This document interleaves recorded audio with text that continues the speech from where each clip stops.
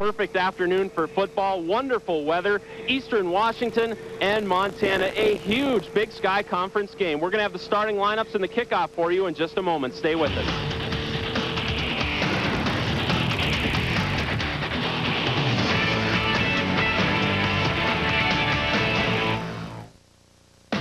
College Football Saturday is brought to you by your Montana Ford stores. Ford, built for the road ahead. See your Montana Ford store today. Northwestern Energy, dedicated to serving you. The Dairy Farmers of Montana, who remind you to eat 3 a day of dairy every day. And Allegiance Benefit Plan Management, your benefits at work.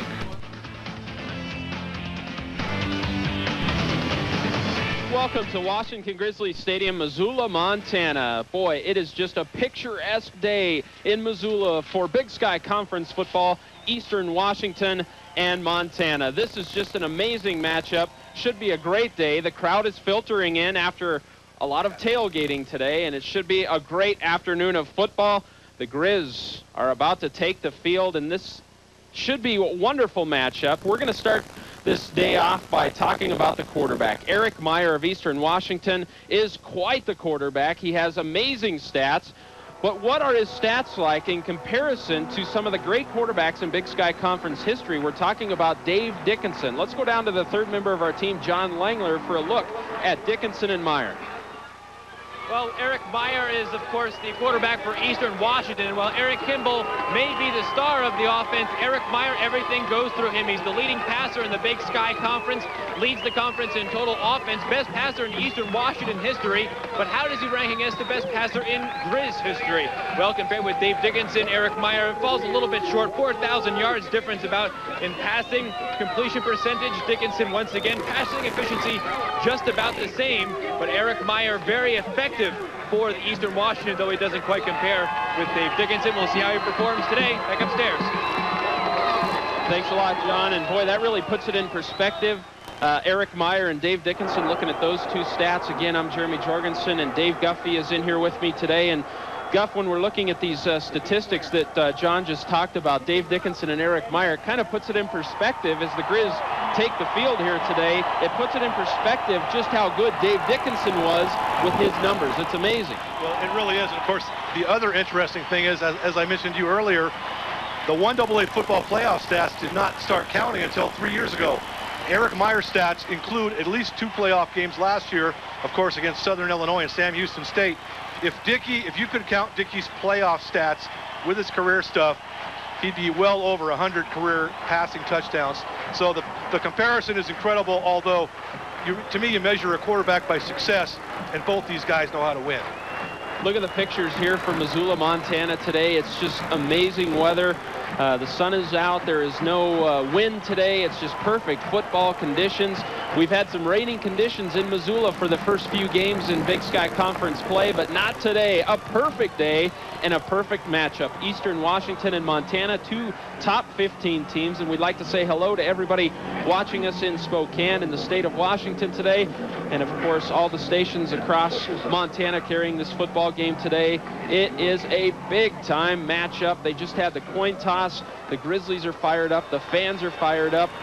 And, Guff, this is just going to be a fantastic matchup. I really think, of course, whenever you expect a shootout, it's one of those 17-14 types of games. If Cole Berquist is on target like he was last year at Idaho State, or last week, I should say, at Idaho State, with his passing game, his long ball, Montana's going to rack up some points, but Eric Meyer, you're not going to stop him either. I think it could be a shootout at the Old K Corral, a.k.a. Washington Grizzly Stadium.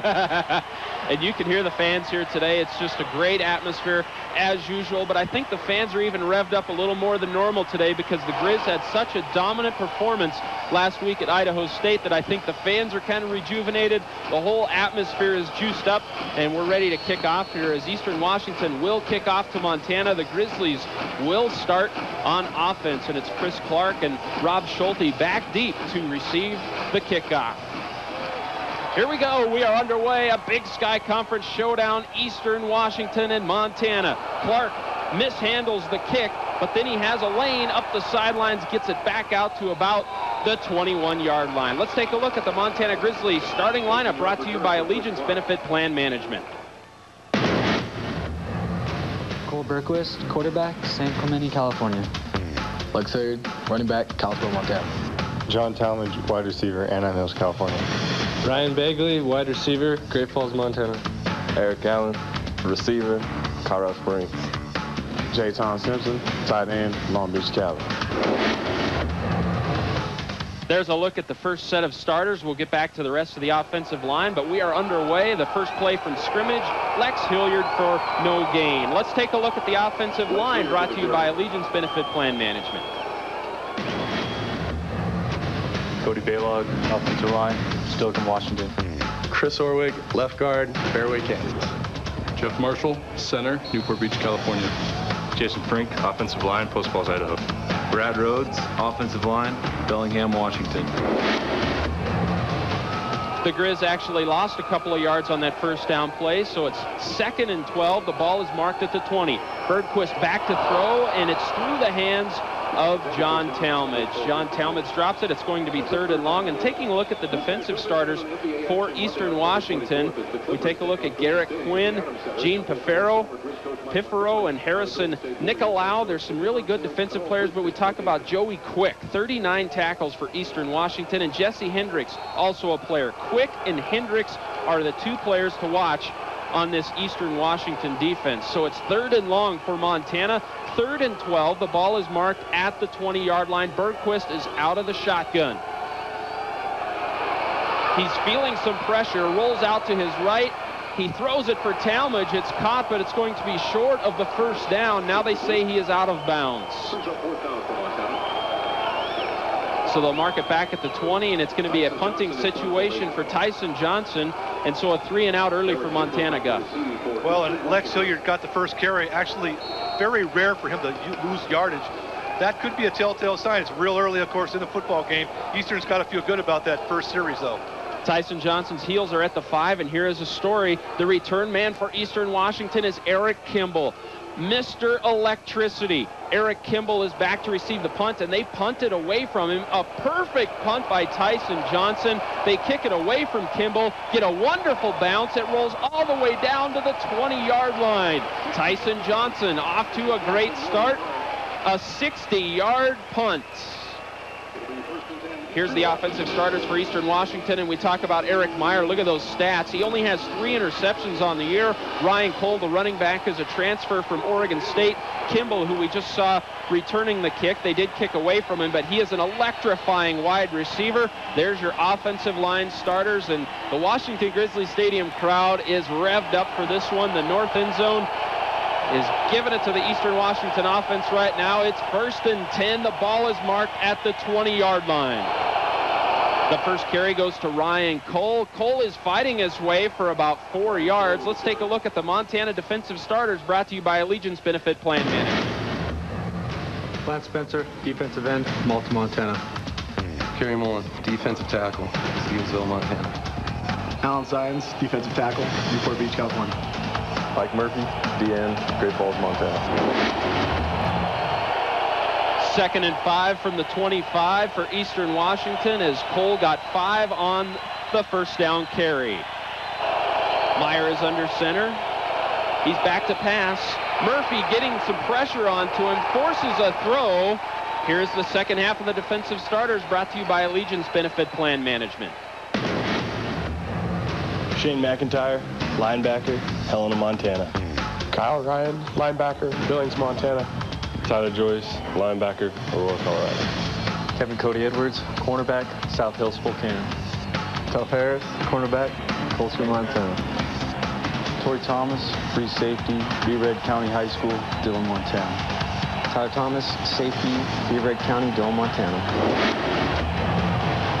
And we are back. It's a big 3rd down play. 3rd and 5 from the 25. It's deafening in Washington Grizzly Stadium.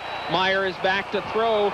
It's a completion for an Eastern Washington first down to Raul Vigil, the wide receiver for the Eagles. And Dave, I think when we're looking out early on in this game, I think this is a big series for Eastern Washington, and it's a big series for the Montana defense as well. Both teams want to establish something here, and after Montana had a 3-and-out, I think Eastern Washington really wants to make a statement offensively here.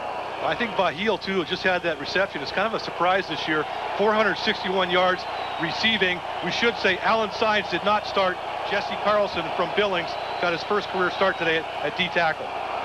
First and 10 from the 32. There's Ryan Cole. He's the transfer from Oregon State. He gets about 4 yards. We talked about the X factor before the game. The two Coles, Cole Berquist, the quarterback from Montana, and Ryan Cole, the transfer from Oregon State. If Eastern can run the football effectively as they've done the 2 times they've attempted it, the Montana D could be in for a long afternoon. And you mentioned Alan Sines. Sines was suffering from a knee injury that he received in the Idaho State game last week. He went light in practice all week and was unable to go at the start of this game. He is in uniform. I see him on the sidelines, so we'll see how that plays out if he does get some playing time. And Ryan Cole is bottled up. A great play by Jesse Carlson, who was in there for Alan Sines. Jesse Carlson, the coaches were very high on Jesse Carlson. He injures a leg in fall camp. This is the first time he's been healthy all season. He could be a very good football player, just a redshirt freshman out of Billings West. That is something of note. Jesse Carlson makes a big play early on. That brings up a 3rd and 4. The ball is marked at the 38-yard line. Eric Meyer, the great quarterback from Eastern Washington, under center. It looks like there's some movement on the left side. The left tackle moving for Eastern Washington. That's Wazalewski, and this is a young offensive line for the Eagles. I believe they start 3 sophomores and 1 senior, and they have struggled a bit, their offensive line. We'll see what the official call is here as we take one more look. We see just a bit of a flinch, maybe right there. There's a flinch. Dead ball. Offside. On the defense, number 90. 5-yard penalty. First down. They're saying it wasn't enough of a flinch. Wow. And usually, of course, almost always that goes the other way against the offense. Montana with a poor break. You see Bobby Houck there discussing it with the black and whites and not happy about it at all. You know, these are 2 of the more penalized teams in the Big Sky Conference so far. Montana has suffered from a lot of penalties early on in the season here. Eastern Washington penalized a lot as well. Both teams averaging about 70 yards in penalties a game. So it's 1st and 10 from the 43. Meyer hands it off to Cole, and he is met at the line, fights his way for about a yard. And that Montana defense stuffs the run better than anybody in the Big Sky Conference. I'll tell you, at 6'1", 220, he is a bruising back. Doesn't seem to have the electrifying speed, maybe, that a Jesse Chapman might have had in the past for the Eagles. But this kid is a load. As you see, he usually doesn't go down when the first guy hits him.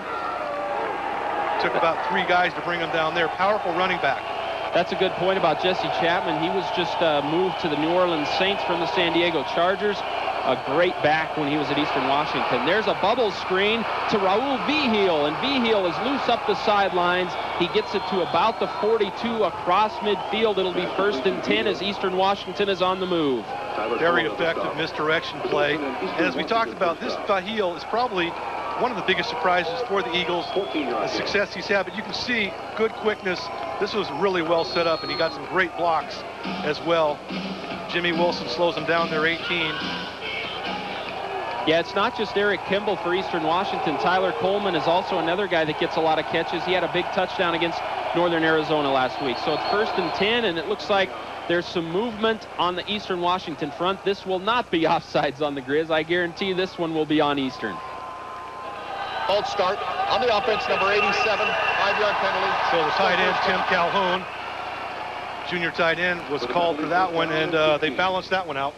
There you see Paul Wolf. Paul Wolf was a great offensive lineman for Washington State. He prides himself on coaching these offensive linemen, so he doesn't like it when those offensive linemen jump off sides because that's his bread and butter, the O-line. All right, it's 1st and 15. The ball is marked at the 46-yard line. Eastern Washington just across midfield. Meyer fakes to Cole. He's looking for Kimball, and Kimball has it at about the 31-yard line. He is inbounds. Meyer to Kimball. That is what we have been talking about, and there it is. Well, Bobby Houck talked about how good Meyer is on the run. This is not that easy of a pass. These guys have worked together for a long time. You can't stop this pass if it's thrown right and it's thrown perfectly. You see Kimball just tiptoeing the sidelines. And you know what Kimball does well is he runs routes well. I mean, this guy just gets open, and he is just a wonderful receiver, has some speed as well. So it's 1st and 10. The ball is marked at the 30. Meyer is going back. He's looking for his receiver, and it's McIntyre at the goal line, and it is a touchdown for Eastern Washington, Craig McIntyre. And that was great coverage by Montana. McIntyre at 6'3", 190 just went up and took it away. I think 13 Tough Harris was on the coverage as we look at it here again. You see no pressure by the Grizzlies. They're not getting a lot of pressure on Meyer early on in the game, and this is the one area where Montana has struggled. They're 6th in the Big Sky in pass defense, and they've given up some deep balls this year. So the extra point for Eastern Washington. Sheldon Weddle is in there, the junior. 6'1", 195. The extra point is up, and it is no good. He shanks it to the left, so those always come back to bite you. It's 6-0 Eastern Washington. You're watching Grizzly football only on Montana's news station.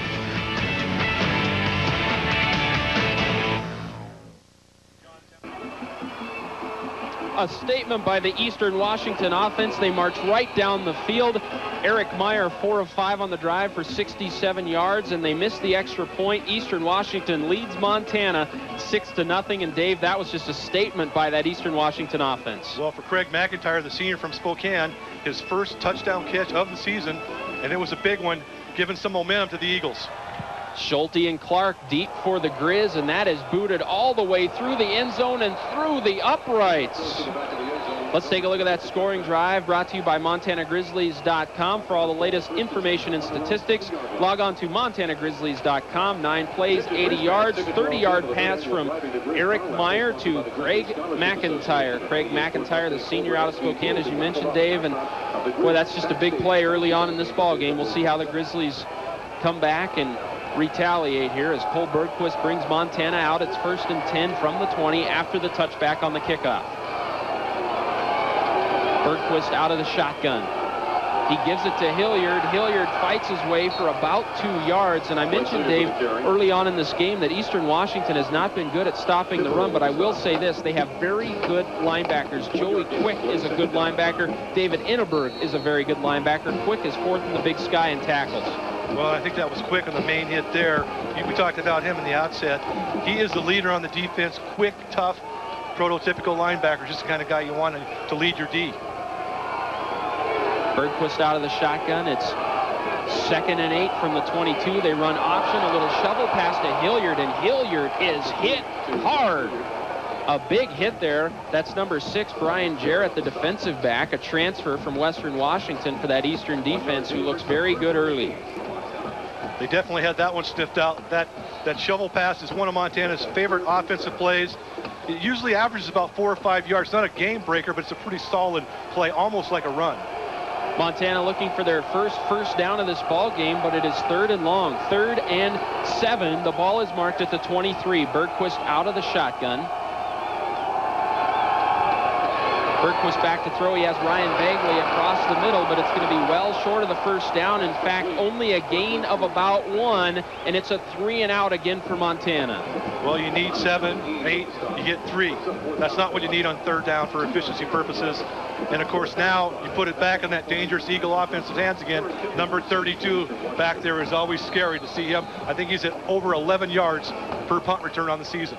Tyson Johnson did a very good job of kicking away from Eric Kimball, but this time Kimball is going to have a chance. No, he lost it in the sun, it looks like, and he lets it drop. So Johnson keeps it away from Kimball one more time. A 45-yard punt by Tyson Johnson, and they're going to mark it at the 30-yard line. So Johnson doing a good job of keeping it away from Kimball. I'm not sure what I would recommend.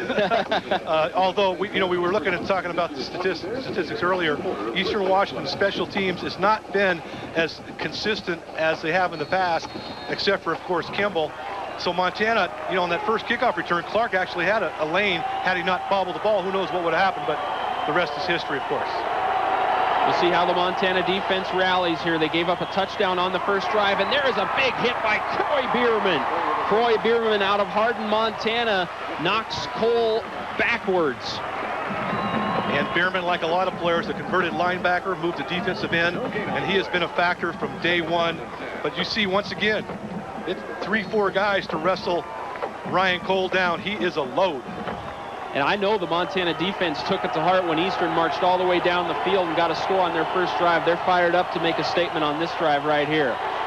So it's 2nd and 10, no gain on first down, 2nd and 10 from the 30. Meyer throws a quick out to Kimball. Kimball is dangerous, and Kimball has 13 yards on 2nd down all the way out to the 43, and boy, is he dangerous. You can see his quickness right there. It looked like he was going to be contained. That's a great play. You throw it to the back. He steps back. You got a lead blocker, and that's an excellent block by Fahil. And Eastern Washington is just rolling here so far, just on their 2nd offensive series of this football game. You know, when I was down on the field before the game and yesterday in the Eastern Washington walkthrough, just watching Meyer and Kimball work together, they just look like football players. They just look like they know what they're doing out there, and the stats show that for sure. So 1st and 10, Meyer back to throw. He's getting some pressure. The Grizzlies get some pressure, and it is incomplete, out of bounds. Good pressure by that Montana front. Mainly Michael Stadnick, the sophomore from Regina, Saskatchewan. And of course, Stadnick, because of Montana's problems at defensive tackle, moved from defensive end to defensive tackle with the loss of Signs. Kelly Kane is now out with an injury. So Montana a little shallow depth-wise at the defensive tackle position. I see Craig Metler, number 50, in there. Very high on him, a redshirt freshman defensive lineman. Out of Walla Walla, Washington, a Washington boy. Yep. And it is significant not having Big Alan Signs in there for that Grizzly front. He has not played yet. We'll see if he sees any action today. Likely not. His knee injury was bothering him during the week. Meyer's back to throw. He's getting some pressure. Tyler Joyce has him, but Meyer gets away from all the tackles, gets about 7 yards, and there was a fumble on the play, but they're calling it down. And there you see how dangerous he is with his feet. Eric Meyer did what he was going to be sacked, and almost got the first down. Tyler Joyce had him wrapped up there, and we'll see. Meyer does lose the ball at the end here. We'll see if his knee was down or not. It looks like he was down on the play. Looked like a good call by the official. Would have been a big break for the Grizzlies, of course. Instead, it's 3rd and short for the Eagles. Here's a real good look at it, and his knees did go down. He's certainly down on the play, no question about it. So it's 3rd down and 2. The ball is marked at midfield, 3rd and 2. Meyer's back to throw, and he's looking across the middle, and it's complete across the middle. That'll be an Eastern Washington first down. That's Tyler Coleman on the reception there. Coleman had a big touchdown against Northern Arizona, and he's another one of their receivers. They're really deep at receiver.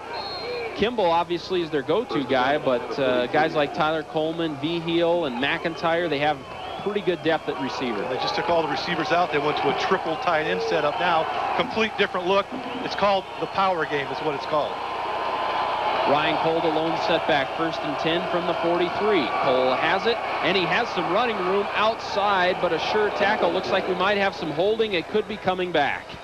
Flag on the play, and it's right in there where that lead blocker would be for Ryan Cole. But Cole showed me a little more speed there than I thought, perhaps.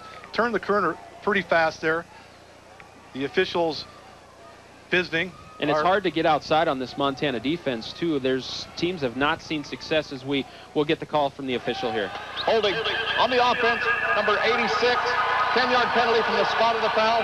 Replay, first down. So it's one of those tight ends we talked about. And referee today, Bruce Palmer. The umpire, Lou Tosti. Glenn Hepner's our head linesman. Line judge, Greg Wilson. Field judge, David Clark. Side judge, Ken Sarna. And the back judge is Joe Johnston. First down and 18. So it's 1st and 18. The ball is marked back at the 49 after the holding penalty. The Grizzly fans into this game encouraging the defense. The defense has given up some yards early. There's some pressure on Meyer. He dumps it across the middle, and he is on his back. Meyer took a shot. Dustin DeLuey is back there, and also Stadnick. Stadnick playing well early on in this ball game. And it looked to me like almost a chance for an interception by 27, Matt Lepsock. The official got in the way of the ball. See if you can see it here. Matt Lepsock might have had a chance to get to that ball, but the official kind of got in the way, and Meyer, a little lucky there, unloaded that one. The pass was intended for Tim Calhoun, so it's 2nd and 18 from the 49. Meyer back to pass, and he is sacked by Dustin DeLuey. Dustin DeLuey, the junior defensive end from Idaho Falls, Idaho. And there was actually a question whether Dustin would play today. He's been hampered with an injury. And boy, what a great number 2 defensive end he is. Of course, once Lance Spencer leaves, he'll probably move over, start another spot. But great pressure. I know that Dustin Louis, Coach Houck told me that he is a bit better of a pass rusher than Lance Spencer. Lance is more of a run stopper. Dustin has a little bit more speed and is a great pass rusher. So this brings up 3rd and 8 miles for Eastern Washington. The Grizz fans are on their feet. The ball is marked at the 42.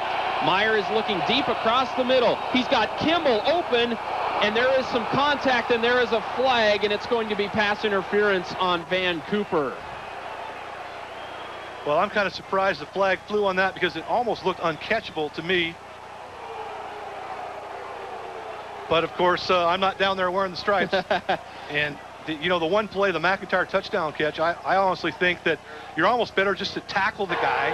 Pass interference on the defense, number 17, 15-yard penalty from the previous spot, automatic first down. I think it was a good call. Van Cooper got there early. The ball was a little overthrown, but there was certainly a lot of contact early, and so it's a first down for Eastern Washington, and that was a key play, Guff, because it was 3rd and 25. Well, I don't agree with you. I think it was uncatchable. It shouldn't have been flagged, but Cooper should have just stayed away from him as well. So he was just too aggressive.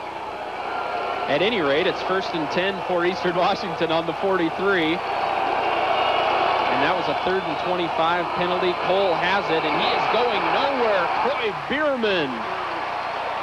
Also, Jimmy Wilson on the corner blitz gets in there, and they drop Cole for a loss. 5 minutes left in the first quarter. Eastern Washington leads at 6-0. They have the ball near midfield, and it's going to be 2nd down. And Guff, I think the Montana defense has been out on the field a lot early, but they're still making things happen, and they need a big stop here. Good point. Montana has had the offense twice and not picked up a first down. Meyer is back to throw. He's looking deep. He's looking for Kimball. Kimball nearly has it, but it's off his hands. A well-thrown ball, and that's one that Kimball will usually catch. That was a perfectly thrown ball. I know last year when Montana played the Eagles in Cheney, you expected Meyer to throw the ball to Kimball, and he did, and you couldn't stop him. That's what you've got going on right here. He's so good, and that's good coverage by Kevin Edwards, but it was a perfect ball. Kevin Edwards is a Spokane boy. That's right. I'm sure he's a little more emotional than normal playing a lot of these guys, and he probably knows quite a few of these players on the Eastern team. A big 3rd down play, 3rd and 14. The ball's at the 47. It looked like Mike Murphy was getting held, and there is a flag down. Mike Murphy had some pressure. There's flags all over the field. They're certainly holding in the backfield. I know that. And Murphy was complaining about that a couple plays ago as well. And he just clapped his hands when the official told him what it was. So obviously, Jeremy, you got that call. Eastern Washington is moving backwards now, so the officials will sort this out now, and it's certainly going to back them up further. And we'll probably replay 3rd down. And it's a catch-22. You want to move the ball back. Eastern just picks up a huge first down. Of course, it was on a pass interference call. Do you want to give them the ball again, Eric Meyer and company? Or do you decline it? It's all about field down, position. Yeah. I think you might because of field position, but let's see. That put him back to about the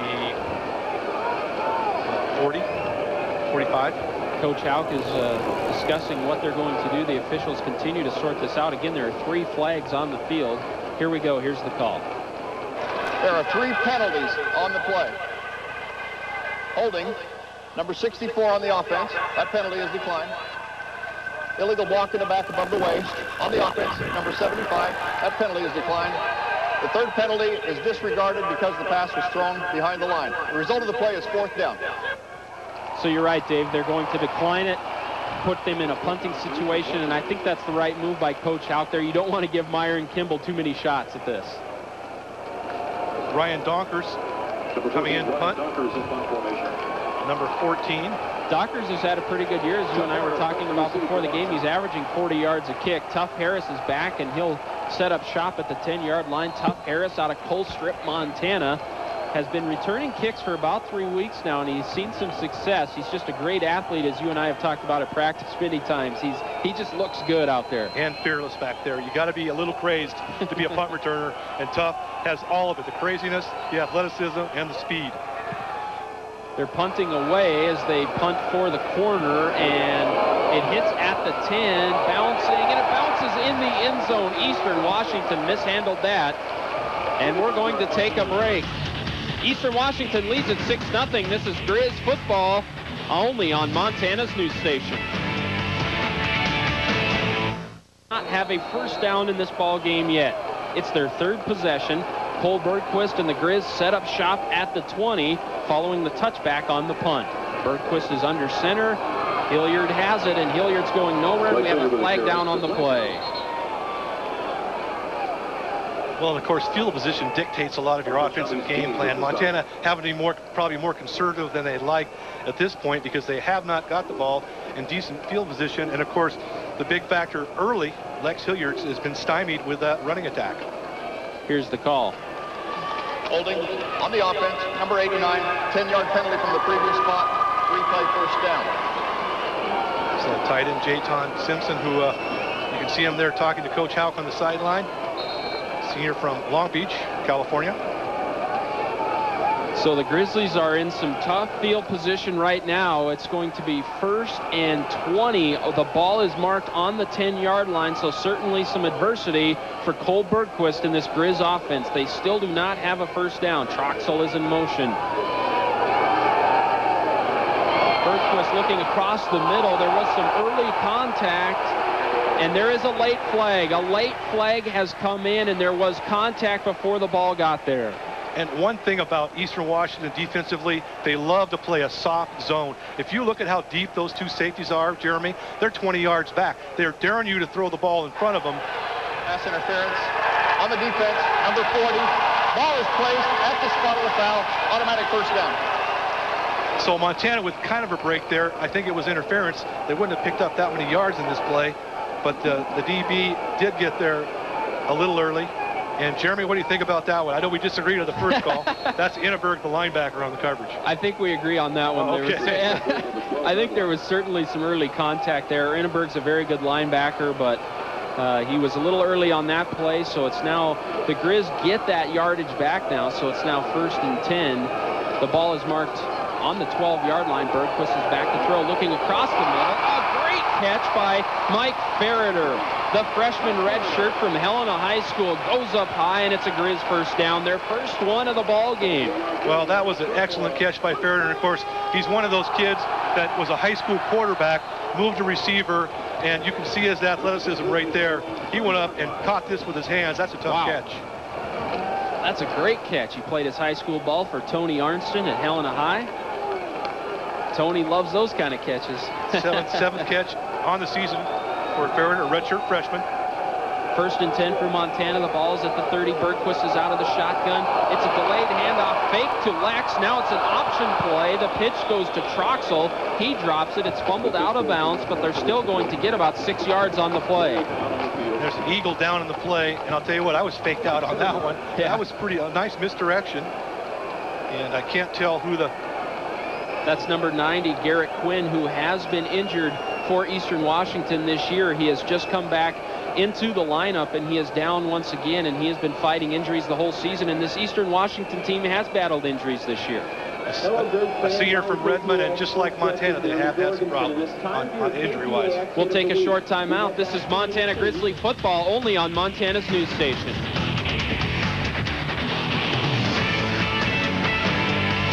Hi. 6-0 Eastern Washington. It's 2nd down and 3 from the 37 for Montana.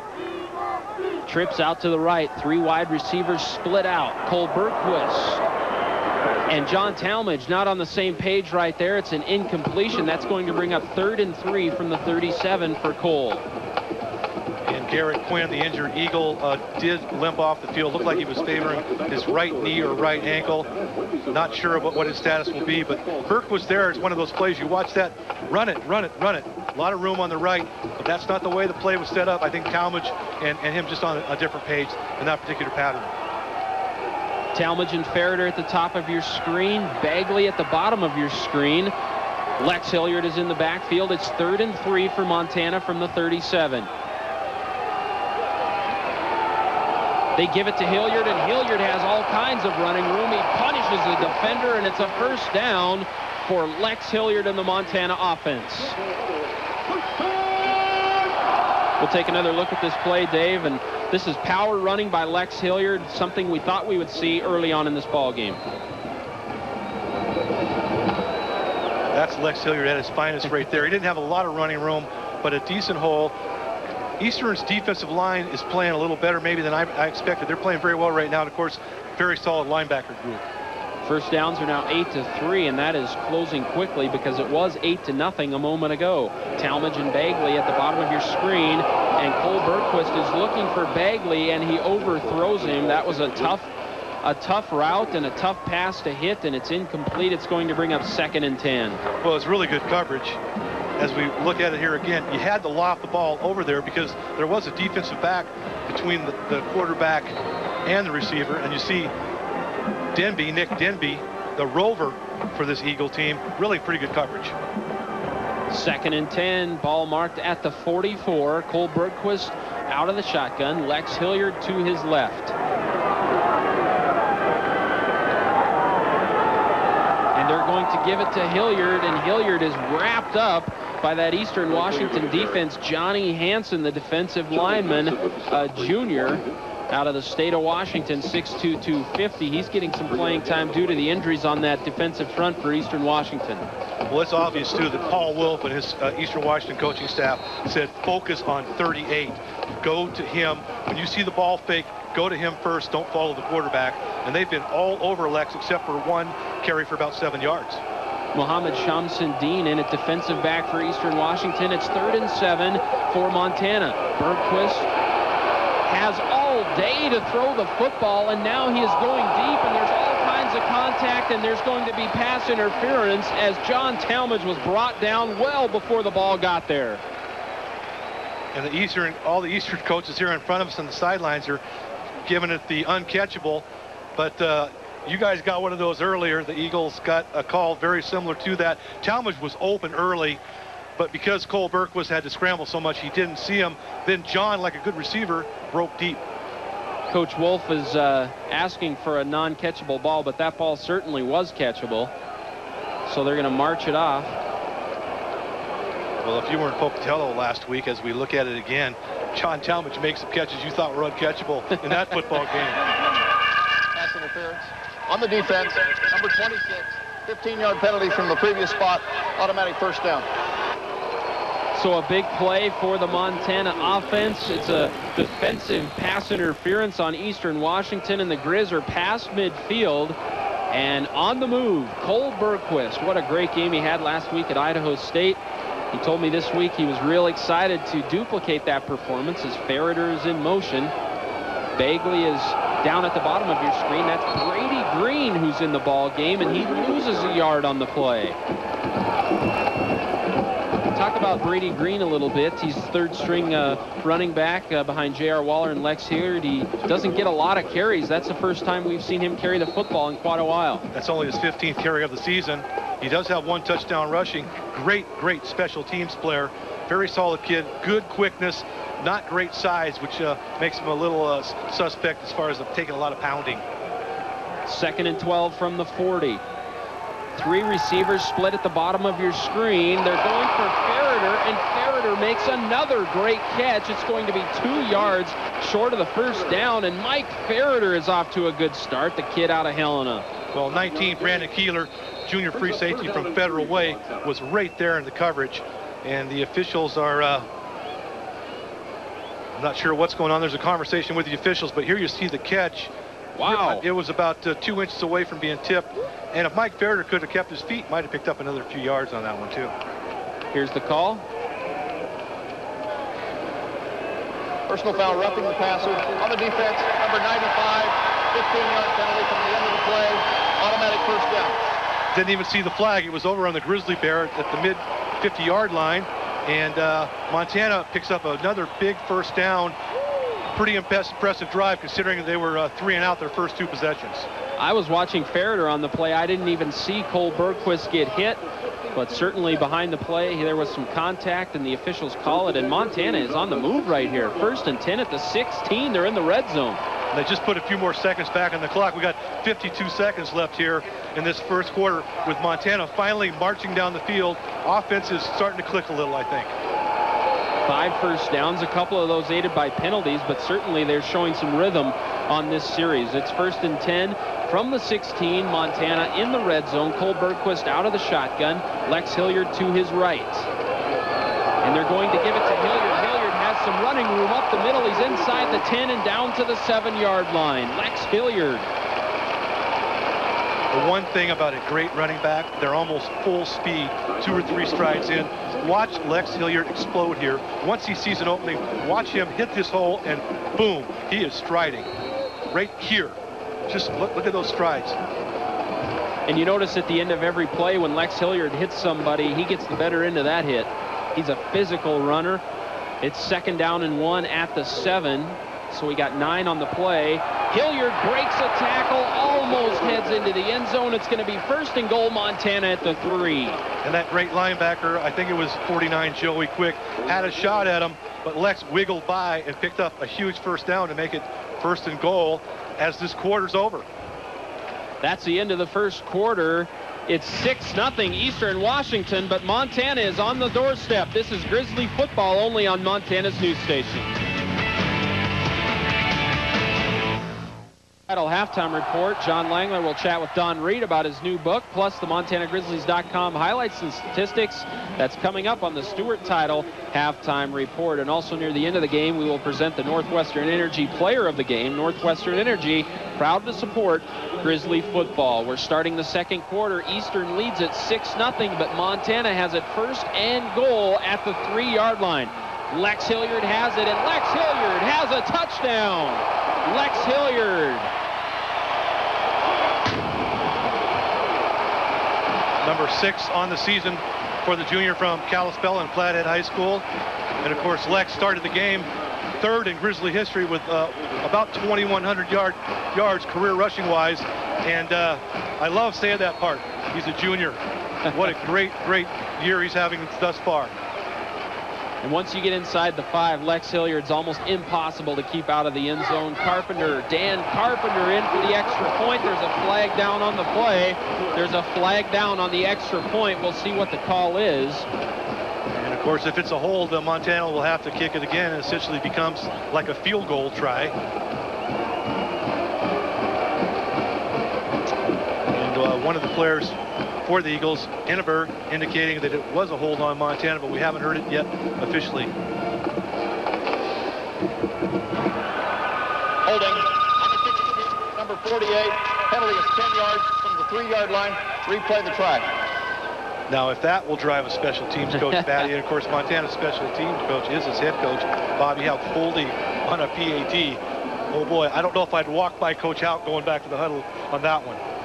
Coach Houck prides himself on them special teams. He coached at Colorado, also at the University of Washington with the special teams emphasis there. So now you got to kick a 30-yard field goal for PAT. So it's still 6-6. That point not on the board yet. Dan Carpenter in. The kick is up, and the kick is good. Great job by Tyson Johnson. High snap. It's 7-6. Montana punches one in. This is Grizzly football only on Montana's news station.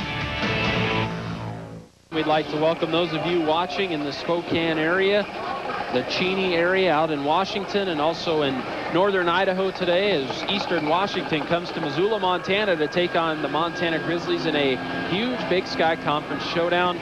Also, hello to everybody watching across the state of Montana. Grizzly football here on Montana's news station, and Montana punches one in, Dave, and that was an important drive for them. They needed to get some first downs, and they did it. 2 evenly matched football games in a lot of respects. It looks to me like the Eagles have a bit more maybe of a big play capabilities because of their speed at receiver. Pete Sloan, the junior from Flathead High School in Kalispell, kicks off, and Eastern takes it at about the 5. and they bring it out to the 27-yard line. Eastern Washington will have it 1st and 10. And let's take a look at the MontanaGrizzlies.com scoring drive for all the latest information and statistics. Log on to MontanaGrizzlies.com. 11 plays, 80 yards, an impressive drive, aided by some penalties, but still an impressive drive, capped by a 3-yard touchdown by Lex Hilliard.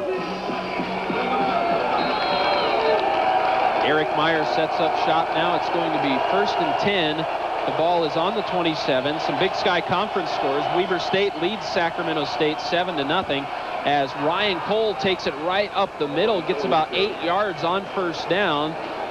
Stopped by Torrey Thomas on the play. Torrey Thomas, the safety out of Dillon. Weber State leads Sacramento State 7-0 in the 1st quarter. A couple of other games will be later today, and there's a big hole for Cole right there, and Torrey Thomas saves even bigger yardage. Both Thomas boys in on the tackle there. Offensive line for Eastern did a really good job there. Lars Schlin, the fullback, senior fullback, number 44 there with a nice lead block for Cole to pick up what appears to be real close to 1st down yardage. They're going to measure. As we check some of the scores from around the country, Minnesota and Wisconsin. Wisconsin beat Minnesota 38-34 today. So there's some big games today. USC, Notre Dame, and if you're the Big Sky Conference guy, there's a big game in Portland, Oregon tonight too. Yes, there Montana is. State at Portland State.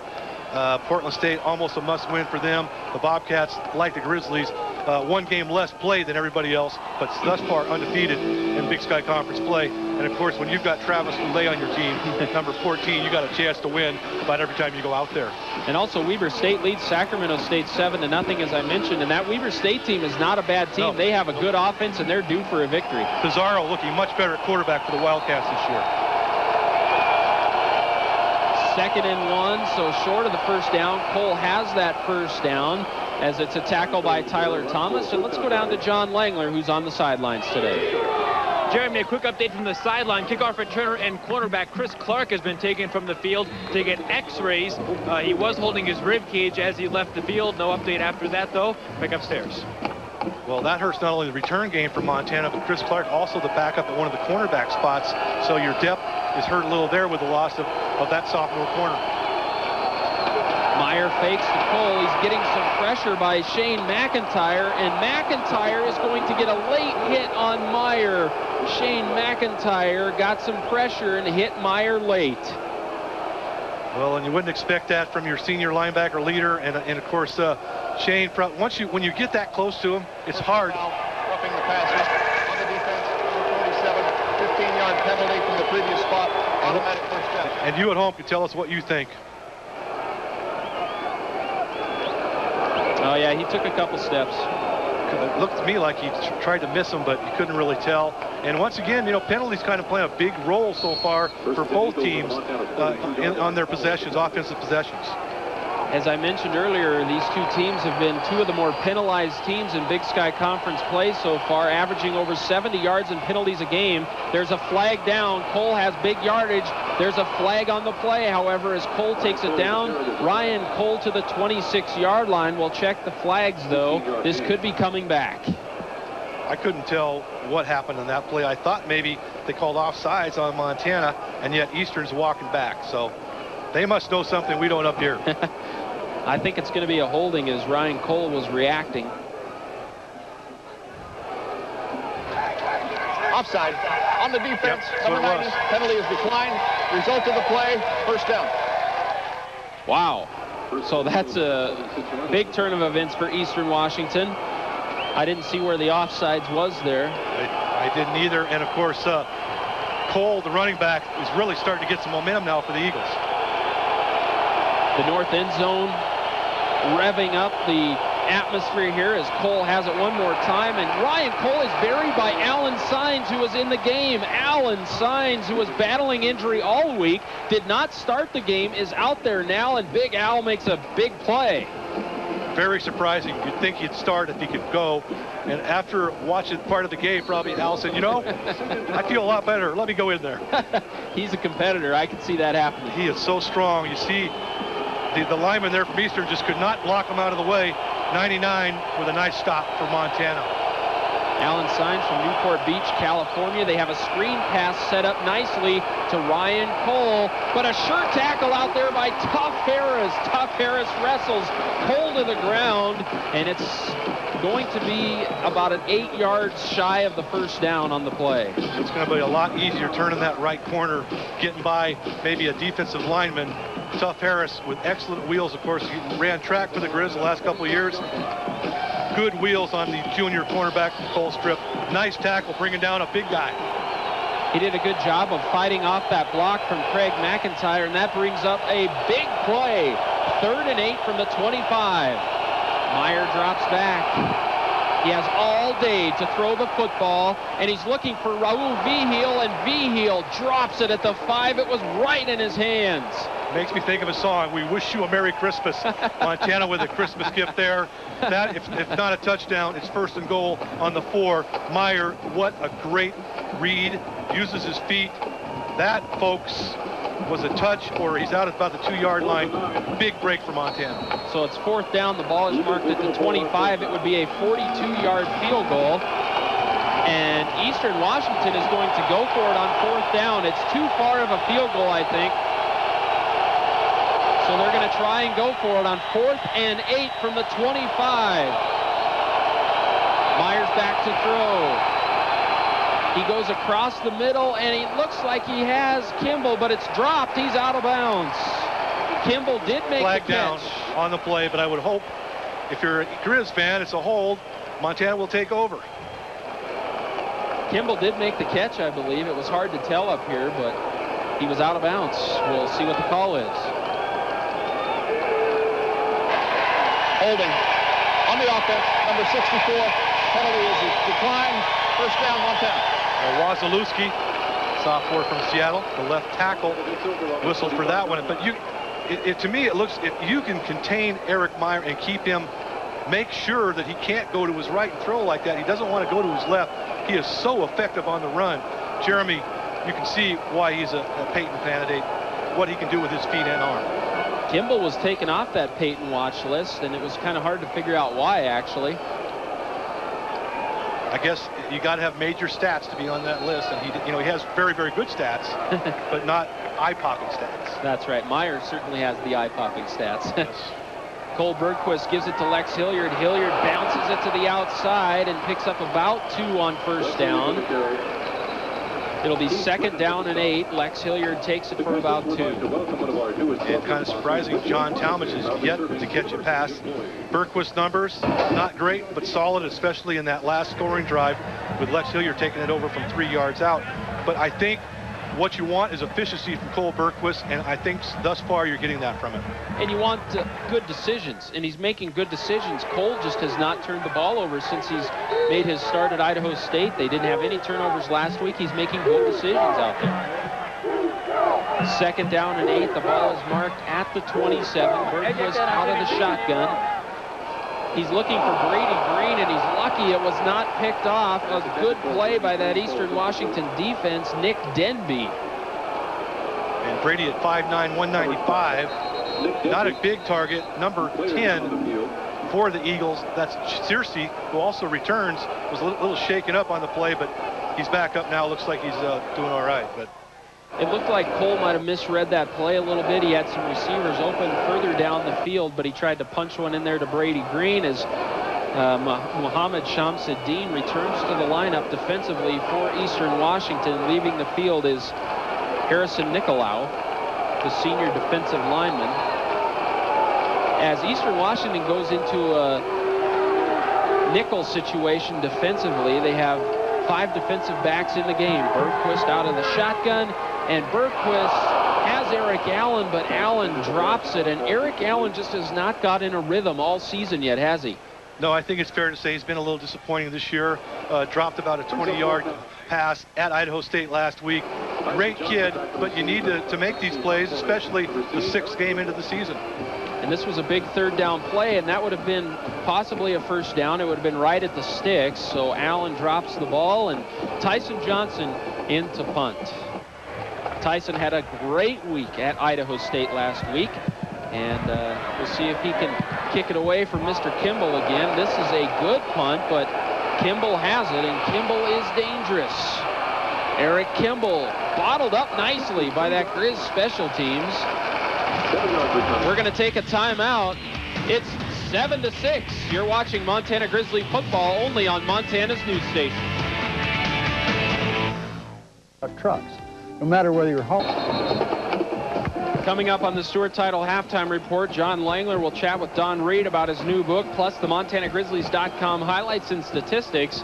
That's coming up on the Stewart Title halftime report. Also, near the end of the game, we'll present the Northwestern Energy players of the game. Northwestern Energy is proud to support Montana Grizzly football. Ryan Cole has the handoff on first down.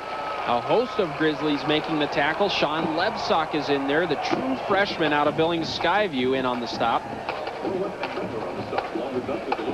And we talked about Ron Lebsock here today. His dad is the head coach at Billings Skyview, and he's always up here for the games. And Ron was a center for the Grizzlies and actually named the team MVP as a center in 1977, if you can believe it. Must have been a pretty good center.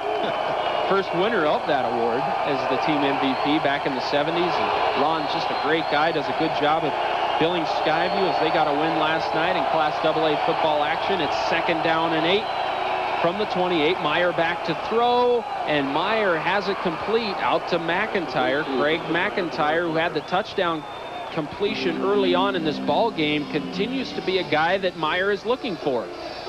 You give Eric Meyer that much time, he is going to complete the pass. Very, very efficient, 66% completion rate, which is way up there. And of course, you know his numbers. He's passed so far in the season now, 11 touchdown passes, with that touchdown pass to McIntyre there in the first quarter. And you know, watching quarterbacks throughout the league this year, Meyer just shows a presence out there that I think other quarterbacks don't have. Meyer just has a presence about him, and there is some movement up front and back up Eastern Washington. Here's the call. Dead ball foul. False start on the offense. Number 77, 5-yard penalty. Still first down. And give credit to this Washington Grizzlies 12th man. That's causing some problems for that O-line. It's so loud. Wow, look at those numbers. Very, very solid numbers. 60% completion ratio, and 66 on the season is fairly awesome. And only 3 picks, even more awesome. Which is even more awesome. You're right. 1st and 15, they get it out to Kimball. It's a bubble screen. He puts a move on Tough Harris, but Tough Harris does not buy it for 1 second. Tough Harris, the sure tackler on that Montana defense, and he is just a great athlete. We've mentioned it earlier in the ball game, but he is a physical player. He has some speed, and he's just a good defensive player. Do you know how hard this is to contain that kind of speed? Look at this. He goes right. He wants to go deep, and Kimball, with that speed, is so scary. Saved about 8 to 9 yards with that tackle, Tough Harris. That's what you have to do with Eric Kimball. Don't give him any yak. That's yards after the catch, and they don't do it there. Lebsock in there, and Shane McIntyre. Sean Lebsock and Shane McIntyre wrapping up Ryan Cole on the play. It's a gain of about 2. It's going to bring up 3rd and way long. 3rd and about 11 coming up for Eastern Washington. And that brother combination is kind of cool. Right now you got Matt and Sean Lebsock in there. Of course, Montana's starting safeties are Tyler and Torrey Thomas, so the brother combos here at Montana fairly successful. And I'll tell you what, those are 4 of the nicest guys on this football team too, right there. I will say that. Eric Meyer, 3rd and 11.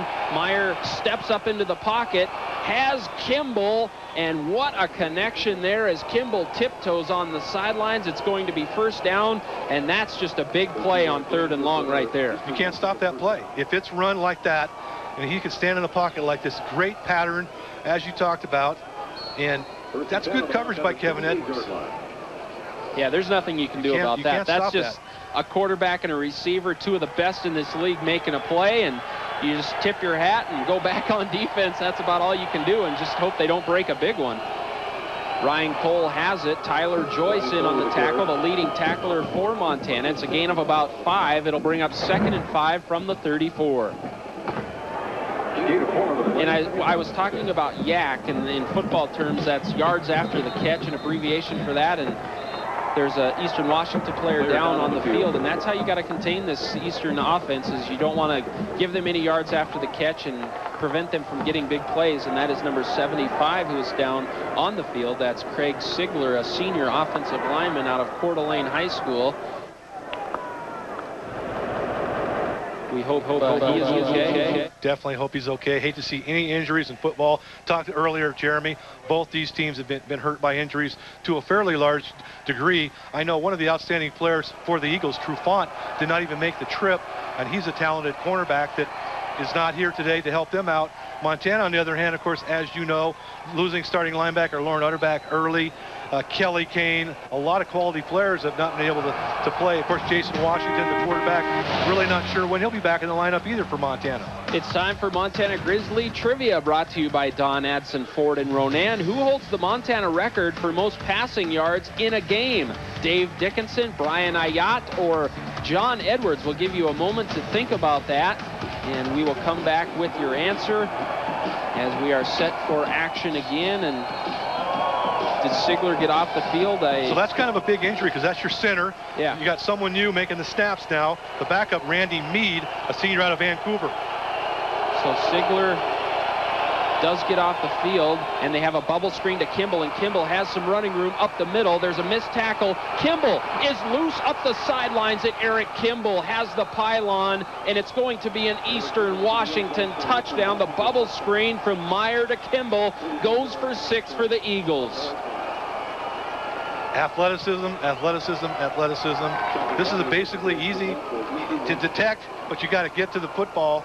Montana could not do that, and Kimball just uses athleticism and outran Montana's defense. And I think we're going to see a missed tackle here, and that's very uncharacteristic of Montana, a very sure tackling team.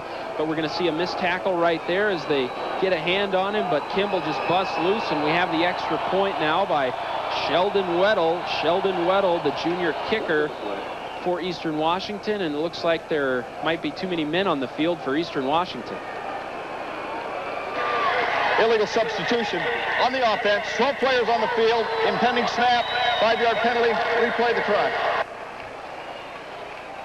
And Eastern Washington looks like they are setting up for the extra point. They're not going to go for 2, even though they did miss the first extra point on their first touchdown. Probably kind of early in the game to be doing that. I thought about the same thing, Jeremy. Why would you not, especially with momentum on your side?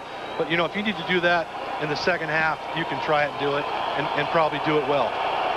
Good point. So the extra point is a bit longer now as the ball is marked at the 7. Weddle is in there for the extra point try. You have a good look at it right there, and it's right down the middle. So Eastern Washington marches down the field. The Eagles take the lead 13-7. You're watching Grizzly football only on Montana's news station.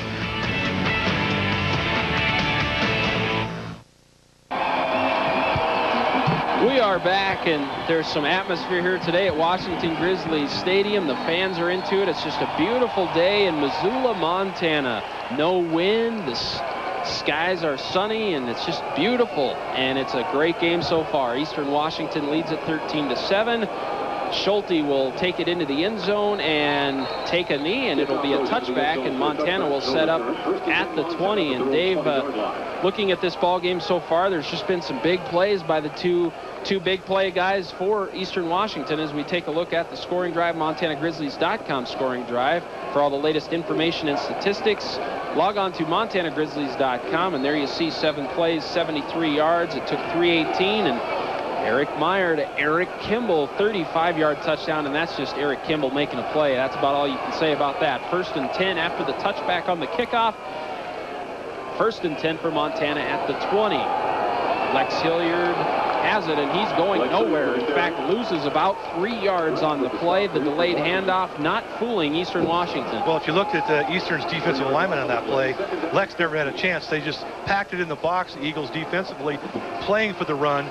And if Montana can't get the differential now in passing yards is about 161-30 in Eastern's favor. Here you go. If they can't get a little more success in the passing game, then you're not going to succeed with the running game either. 4 wide receivers set for Montana. Bergquist out of the shotgun, 2nd and 12 from the 18. Bergquist runs out of time, and Cole Bergquist is buried on the play by Harrison Nicolau, the 295-pound defensive lineman for Eastern Washington. He's out at Tacoma, Washington, Lincoln High School, and he buries Bergquist. Nicolau's third sack on the season, and Cole Bergquist had nowhere to go, and now you're facing a third and a long. Montana's had a lot of trouble converting third downs, and this doesn't help that situation much.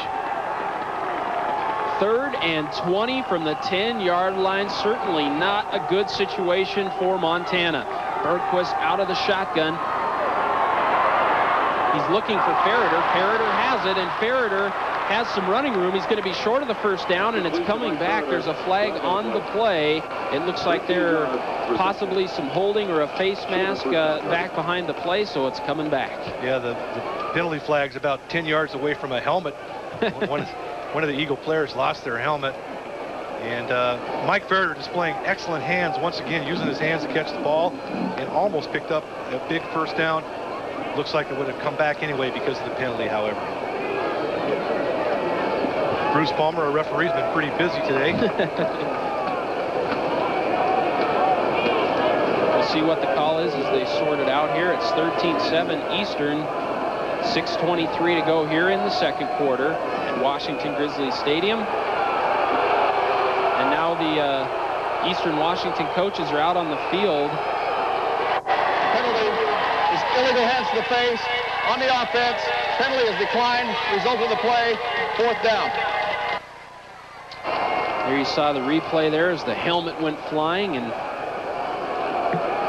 we would like to mention, Dave, that Eastern Washington has been a very good Big Sky Conference team the last 2 years. They got into the playoffs last year, upset the #1 team in the country on the road, Southern Illinois, almost beat Sam Houston in the playoffs at home, which would have set up a great matchup here at Washington Grizzly Stadium against the Grizz. It didn't happen, but Eastern Washington, a quality team, and they're showing it today as Tyson Johnson floats one very high, and it looks like we're going to have some catch interference on the Montana special teams, and that's a big call because that's a 15-yard penalty. We'll see where they mark it and march it off here.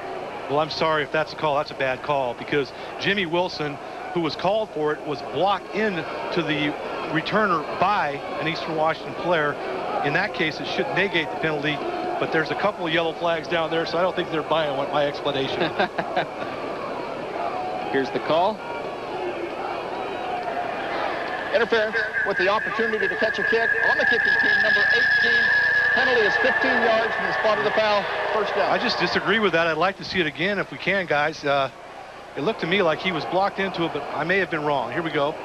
No, he just rolled, got up, didn't know where he was, so it was the right call. My bad. And now that's a 15-yard penalty, and when you look at the situation here, now Eastern Washington will start this drive past midfield at the 45-yard line, and Montana trailing 13-7. They're racking up the penalties again this week, and the penalties have been a huge factor for Montana. 6 for 70 yards in penalties. Already. There's still 5:57 left in the half. 1st and 10 from the 45 for Meyer. He's looking across the middle, has some pressure now, and it's incomplete as it goes through the hands of Tim Calhoun, the tight end for Eastern. Eric Meyer still had a lot of time there. And Calhoun, I'm sure, was his 3rd or 4th option. So credit the Grizzlies secondary with good coverage there, forcing Meyer to throw to somebody a little underneath. Probably would have only picked up a couple yards anyway, but then again, he avoided the sack. You know, Eastern Washington's given up the most sacks of any team in the Big Sky Conference, which is a surprising stat because Meyer moves so well back there, he's hard to sack. Ryan Colt has it. He hurdles one defender, but Alan Sines wraps up the ankles, and it's no gain on the play. And Alan Sines was not in that last defensive series for Montana. Mettler was, as we mentioned, as you see a replay, but Alan, you can see that knee heavily braced up, the one he injured against Idaho State. He is a load to move, though, senior from Newport Beach, California. And you know what? He moves very well for a big man. You know I can't believe he's just a character, too. Oh. He's one of the funniest guys. Just a great kid, and, of course, a darn good football player. 3rd and 9 from the 44. Meyer back to pass. Has all day to throw, and he completes it for another 1st down. And that's Raul Vigil. Vigil has it, and it's an Eagle first down with 5:07 left second quarter. And Meyer just put it in between 3 defenders. Great pass, but once again, he has very good time, so you got to credit the Eagle offensive line. But look at the coverage here. Just a step late, Mookie Foreman, number 4 there, with the initial hit for the Grizzlies. Eastern Washington on the move. We have a stoppage in action here. They're on the move. As you see, the first downs are 15-6. 15-6, the first downs in favor of Eastern Washington. And boy, that Montana defense has spent a lot of time on the field today, and they got to be feeling a little tired. It's warm today, and, you know, they could be getting winded here late in the half. Although Montana does a great job of rotating players in and out on that defensive front. They're 2 and 3 deep at every position. So we'll see how that plays out. Meyer is going deep. He's going for McIntyre again, and McIntyre has it. Craig McIntyre, his second touchdown of the game, and it's a 32-yard touchdown from Meyer to McIntyre. McIntyre enters the game with no touchdown catches. Already has 2 in the first half here against Montana. Once again, good coverage. McIntyre made a nice adjustment to the football. There you see the pump. It's a pump, out and up. And Tough Harris got turned around a little there, the defensive back. Eastern taking a pretty good-sized lead here. Sheldon Weddle in for the extra point, and the kick is up and good. And what a shocking turn of events here. Eastern Washington leads Montana 20-7 with 4:45 left in the second quarter. And I guess we can go ahead and say it right now that Eastern has dominated this game so far. I think statistically speaking, you're right. You think in a game like this, a turnover or 2 might be a key factor. If you're Montana now, though, you got to answer the score and get some points on the board. You don't want to go in there with a 2-touchdown deficit at halftime against this Eagle offense. Dave, what do you think of that trivia question brought to you by Don Adson Ford and Ronan? Who has the most passing yards in a game? Who holds the Montana record? I know you're going to know this. Well, I think it was Dickey against Idaho a long time ago, but usually Greg Heinzman tries to trick me, so I may be wrong. 5 receivers. And you are officially tricked. Another one bites the dust. Brian Ayotte, 560 yards against this Eastern Washington team back in 1996. They should asterisk that record. Joe Douglas should own part of that record. I think Joe had 4 touchdown catches in that game. Incredible wide receiver, Joe Douglas. Joe Douglas had 5 200-plus receiving yard games as a Grizzly. That guy was amazing, and you're right, he had half those 560 yards in that game. Of course, he set a school record in '96 in career receiving yards, but boy, what a great one he was. Eastern kicks it deep. Schulte has it at the 2. Rob Schulte, the kid out of Great Falls, has a lane right up the middle all the way out to the 37-yard line. Decent field position for Montana, and this is a big drive for the Grizzlies. Well, Schulte, of course, actually played last game. Before that, I think he had a fumble, so he didn't play in the next game. He's making up for lost time, though, and nice tackle there by the Eagles, or who knows how far Mr. Schulte could have gone. The freshman, he was a running back at Great Falls. Schulte, a very good Class AA running back here in Montana, and he set out the Weber State game, but was back in against Idaho State last week. It's 1st and 10 from the 36. Ferreter has it, rolls ahead for a gain of about 8 yards. A nice gain on first down for the Grizzlies. 8-yard gain, 2nd down and 2. Mike Ferreter looks good. Let's take a look at the MontanaGrizzlies.com scoring drive. 4 plays, 45 yards. It only took them 1:12 after the catch interference call that gave them great field position. And MontanaGrizzlies.com for the latest information and statistics. Log on to MontanaGrizzlies.com. 2nd and short for the Grizzlies at the 44. 2nd and 2. It's a delayed handoff to Hilliard. Hilliard punishes the D-back. That's number 6, Brian Jarrett for Eastern Washington. A big gain for Montana. It's a first down for the Grizzlies. That looked very much like the play against Idaho State last week that Lex Hilliard returned for a career-long 69-yard touchdown run. And if you're Montana right now, the one thing you don't want to do is give the ball back to Eastern Washington's offense with all the momentum they've got going right now. Good call, Dave. That was exactly like the play that he scored on against Idaho State. It's not really a counter play, but it is a delayed draw is what they like to call it. Bergquist back to throw, and he runs out of time, and it's a shoestring tackle. It's a big loss. The tackle by number 95, Keith Grennan. Grennan, who left the game earlier, is back in there, and he has battled injuries this year, but boy, he makes a big play for Eastern Washington right there as Bergquist is dropped for a loss of about 15 on the play. Just could not get out of trouble, and now Montana's second and forever. We've still got 3:07 and counting here in this second quarter. Second and 22. Bergquist rolls out to his left, and he has a completion to Ferreter across the middle, and he's looking for Ferreter almost every time. Ferreter enters the game with 6 catches on the season. That's his 4th or 5th already in the first half of this football game.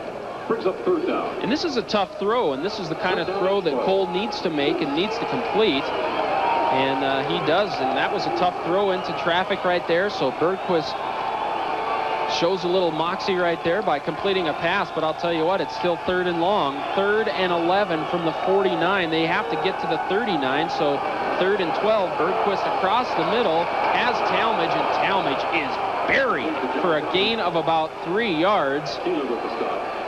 Searcy, I think, on the coverage, number 10. Charles Searcy. Wow, he buries Talmadge right here, and John had to come back for the ball. He was pretty much set up, a moving target, if you will. I think that's Talmadge's first catch of this football game, though. And, of course, he came in as Montana's leader with 26 catches on the season. It's a punting situation. Eric Kimball to receive. Tyson Johnson in there. The ball is marked at the 46. We'll keep an eye out for the fake here. Coach Houck likes to roll the dice in the special teams once in a while, but I think he'll play field position here as Johnson punts it away. Kimball is calling for the fair catch at about the 15, and that's where Eastern will have it. There's a minute 31 left in the half, and it's all Eastern Washington right now. 20-7, the Eagles lead this game, Dave. And I got to say, it's a bit surprising to me. I thought Montana would have more success offensively. Defensively, I think they've done okay, but they've given up 3 big plays, 1 to Kimball and 2 to McIntyre. In both cases, McIntyre I thought was covered pretty well, but adjusted to the football, and hence the Grizz facing a 14-point deficit here. I guess so much has been 13 points, but yeah, 2 touchdowns away. Hey, it's math. Whatever. give me a calculator, will you? Okay, where's 32 lined up? Nope.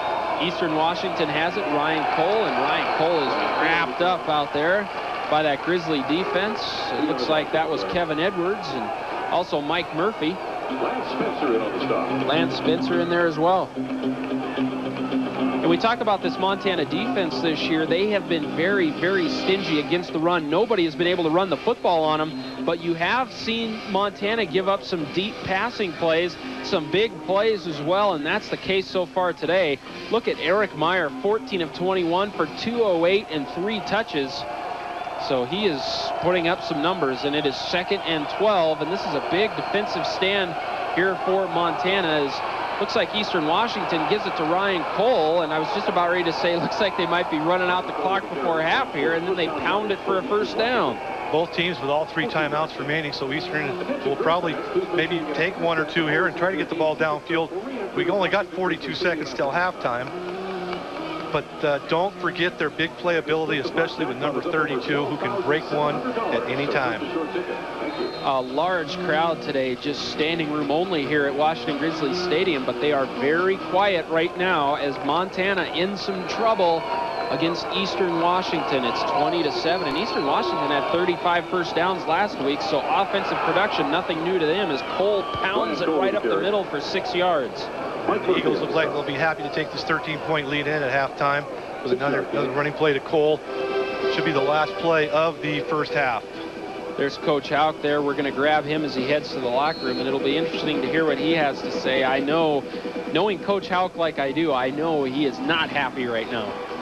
I'd kind of go along with that logic. If you're a Grizzly football player or coach, you're not happy, though. Montana struggling a bit offensively, giving up some big plays on defense. That's the end of the first half, and Eastern Washington leads Montana 20-7 as Coach Houck and the Grizzlies head for the locker room. Eastern Washington heads for the locker room, and Coach Hauk is standing by with John Langler. Let's head down to John, who is standing by with Coach Hauk. All right, thanks a lot, Jeremy, with executing it. All right, well, good luck in the second half, Coach. Thanks, John. Thank you. Back upstairs. Yeah, I'd say Coach Hauk is a little tense right now, and for good reason. I mean, his team didn't play well in the first half, and it's 20-7, and he wants to get into that locker room and have a few words with his guys. I'd say anyone in Grizz Nation is a little shocked right now. John Mitchell, our stat guy up here in the booth, just showing me these stats. Total yards 277 to 88. That 13-point deficit doesn't look quite that bad when you look at those numbers, Jeremy. Montana's offense has got to start making some big plays here in the second half. All right, coming up on the Stewart Title Halftime Report, John Langler will chat with Don Reed about his new book, plus the MontanaGrizzlies.com highlights and statistics. That's coming up on the Stewart Title Halftime Report. It's 20-7. Welcome back to the Stewart Title Halftime Report. A shocking score on the board right now as Eastern Washington leads Montana 20-7, and that's significant because Montana just simply does not lose here at Washington Grizzlies Stadium. They've only lost 2 conference games here since 1997, so we'll see if they can get it going. But KPAX would like to thank Carl Tyler Chevrolet in Missoula for all of his support in helping us bring you this telecast. This season, KPAX is bringing you these Grizzly telecasts from a new production facility that you see right now. This new 35-foot 4-star custom-built production trailer is pulled by a 2005 Chevy 1-ton 4-wheel drive truck. Montana Grizzly football brought to you by KPAX, Montana's news station, and powered by Carl Tyler Chevrolet in Missoula. I believe that's on the way to Idaho State last week. Looking good. Going down the road there, you see the inside of the truck, and there you see the beautiful day in Missoula, Montana, at least weather-wise, because on the scoreboard, it's a bad one for Grizzly fans, a good one for everybody watching in the Spokane area, though, as Eastern Washington leads Montana 20-7. We'll be back with more of the Stewart Title Halftime Report in one moment.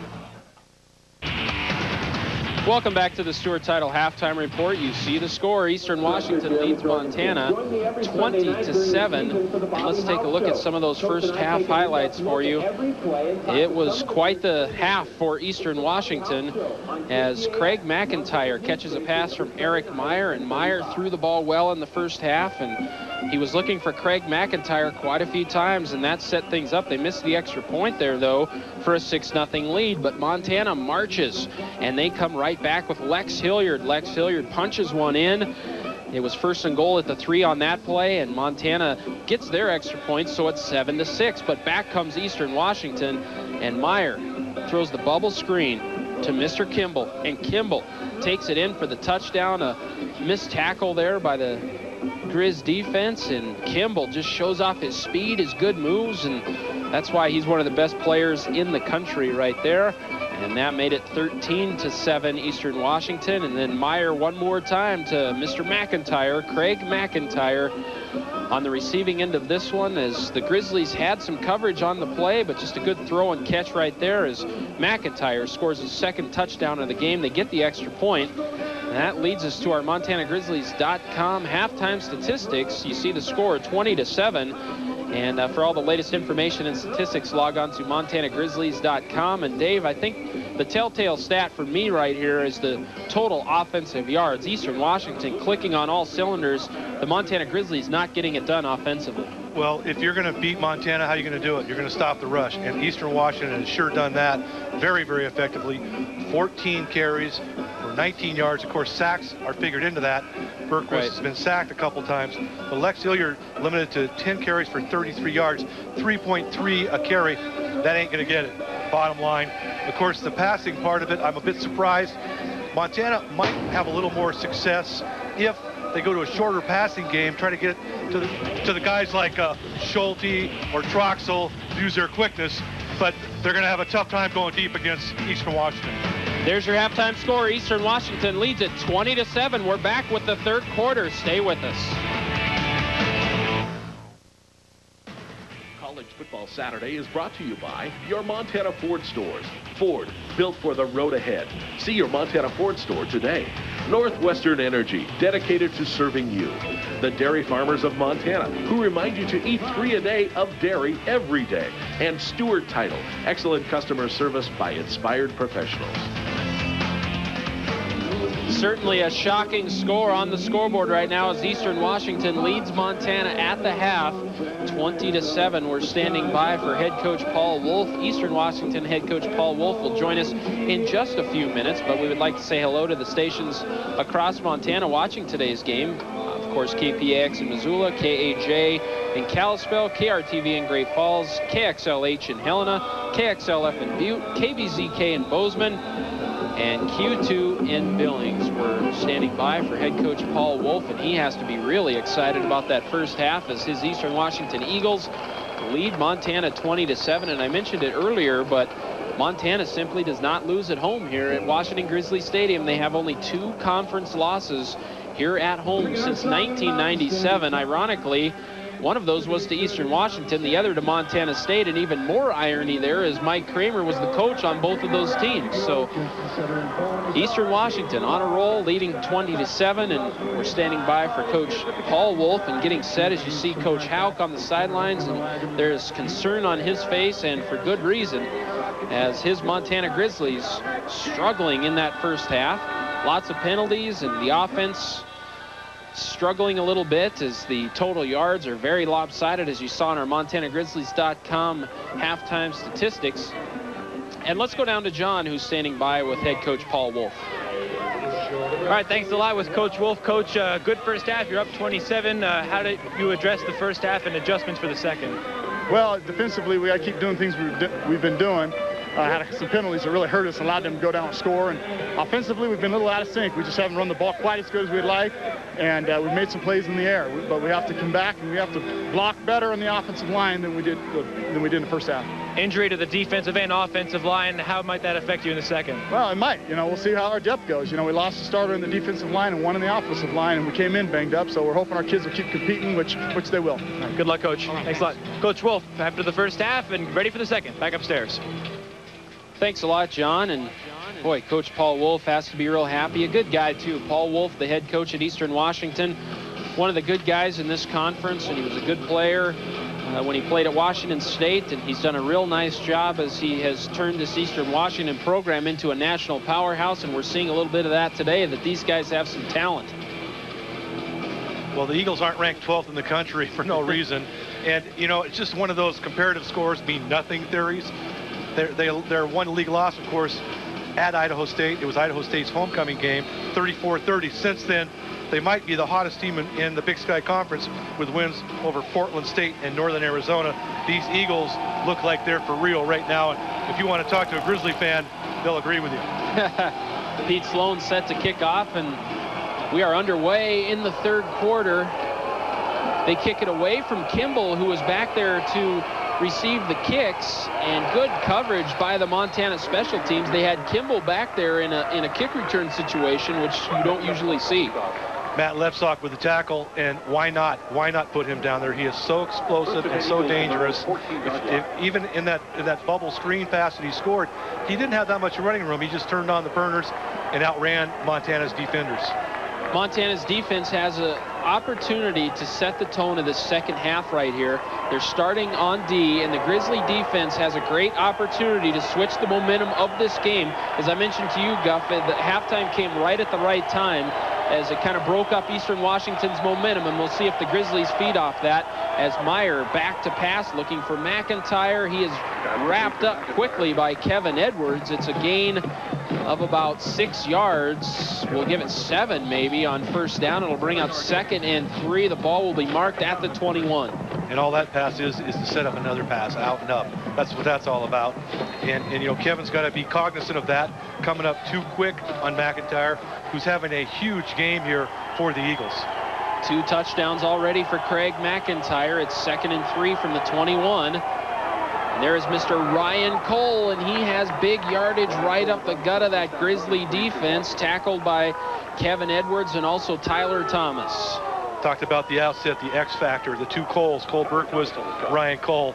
Ryan Cole sure with the advantage thus far, picking up about 80 yards already in this football game. He might be over 80, and we've got a lot of football left to play. 76 yards now for Cole, the running back for the Eagles. Which is very impressive because nobody has been able to successfully run the football on Montana this year, and Cole is getting the job done. Ryan Cole gets the handoff one more time. Torrey Thomas really shot the gap well there and disrupted that play, and it's going to bring up 2nd and long for Eastern. Well, the Montana defense has given up 2 rushing touchdowns all season long so far, so that's not something they normally do. Torrey Thomas, outstanding player from Beaverhead High School, of course, in Dillon. Tyler Thomas, his brother, the senior, was last week's Big Sky Conference Defensive Player of the Week, so kind of a cool thing for the senior. First time ever for Tyler Thomas, that award. Their dad is here today. It's Parents' Day here in Missoula, and their dad is the head coach at Dillon High School, and they're #1 in the state of Montana in Class A. Meyer rolls out to his right, has all day to throw. Now he tucks it and runs, and some nifty moves, and they're going to give him the first down. He stayed in bounds, and he takes it out to the 41. Nice tiptoeing there by Meyer. Excellent athleticism by the senior from La Mirada, California. 2 California quarterbacks in this game today. One's a senior and one's a redshirt freshman, and the senior is getting her done for the Eagles so far. The Grizzly fans on this side of the field were giving it to the officials. They thought he stepped out of bounds, but on the replay there, he did tiptoe the sideline very well, kept his feet in bounds.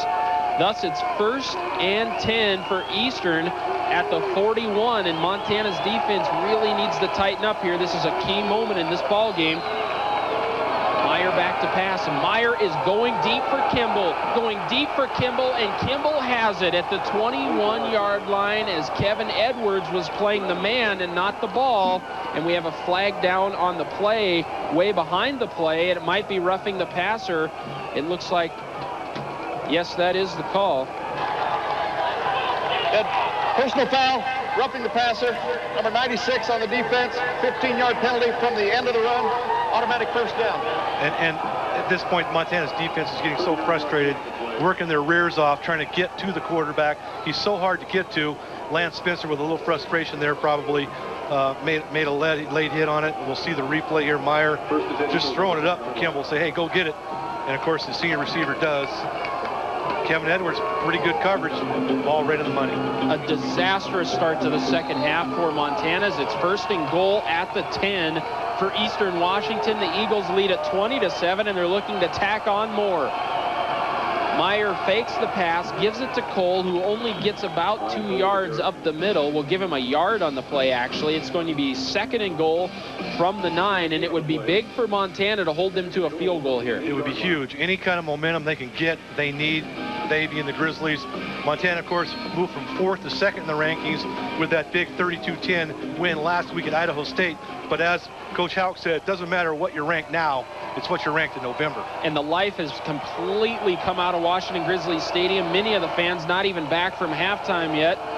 And they are not feeling good about how things are going. And there's a screen pass to Kimball and a good hit out there by Tyler Thomas, who disrupted that play. And it's going to bring up 3rd and goal from about the 6. And this is going to be a big play in this game. It would be key to hold them to a field goal attempt here. They actually lined Kimball up at the halfback position that time. You could see they were going to go to him. It was just a matter of whether it would be the option or a pass, because why not get it to 32? He can get a lot of things done. 7 for 112, 18 yards a catch. That's not too bad. 3rd and goal from the 6, a big play in the 3rd quarter here. Meyer has it, it's picked off!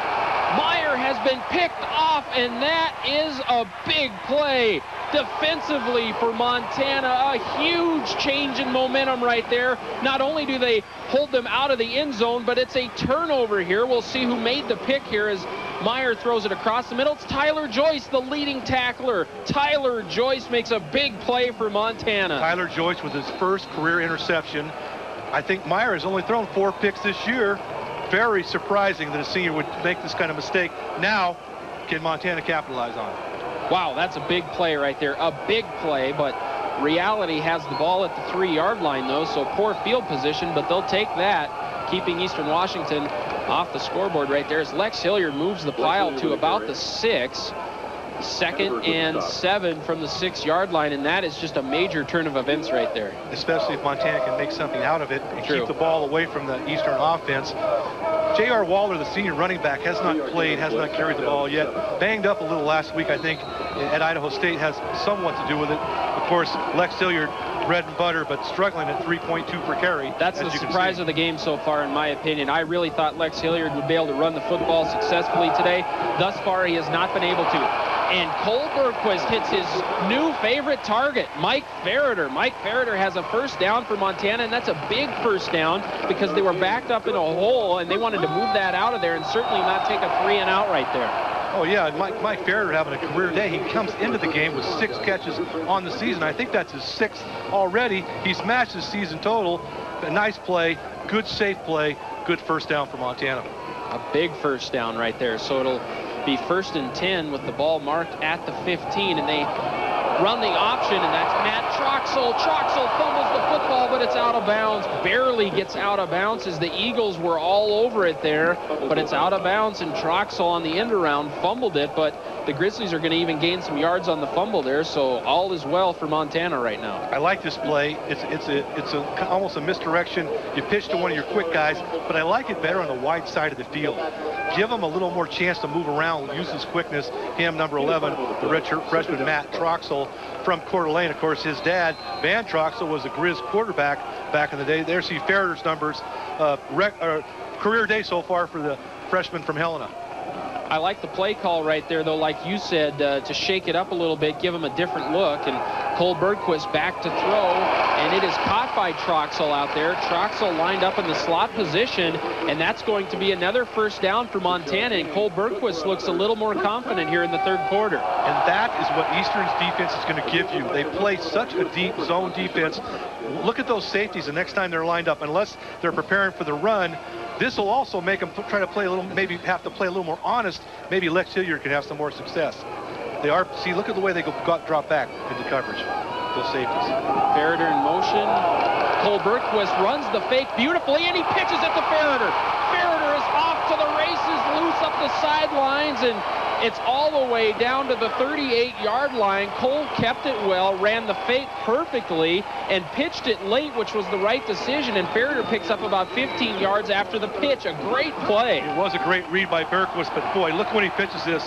Look there's an eagle right there, perfect timing, and old Mo has switched sides, momentum now with the Montana Grizzlies. Clearly, this game is changing right now. After the interception, Montana backed up at their 3, but they're on the move, and Lex Hilliard busting tackles and powering his way for 11 yards and another first down, and the fans are back in the game. 11-yard gain. And that's another thing that Montana needed. The fans back in the game. Lex Hilliard, you see, getting up a little gingerly. And if you're a Montana fan, that is not what you want to see right there. Coach Hauk is tending to Lex Hilliard, and whoa. Lex has had some problems with that right hand, and he must have taken a stinger on that, a helmet to the arm. We'll take a look at it right here as Hilliard powers his way for some big yardage. And looks like he came down hard on that hand you're talking about, Jeremy. And now J.R. Waller must be unable to go because Brady Green, listed as 3rd on the depth chart, now in at halfback, number 41.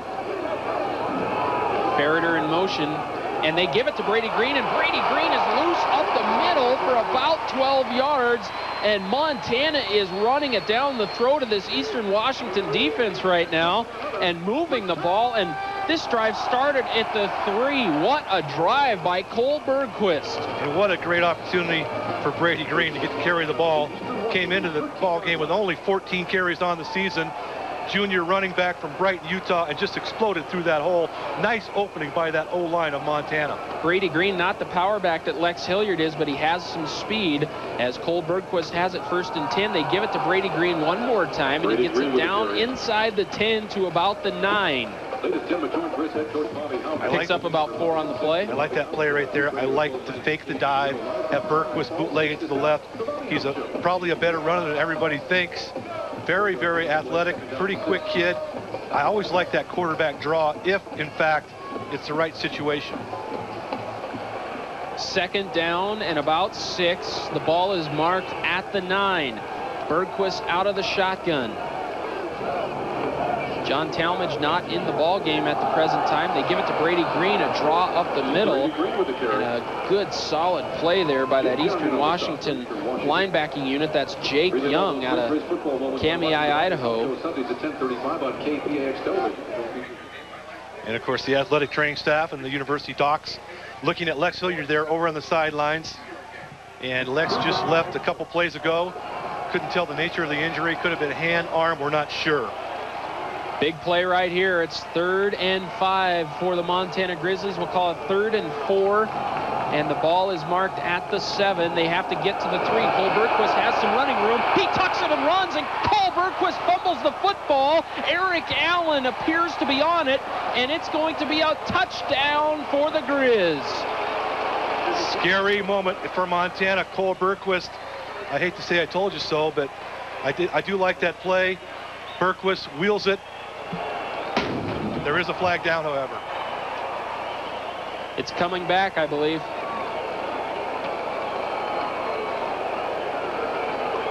We'll see what the call is right here.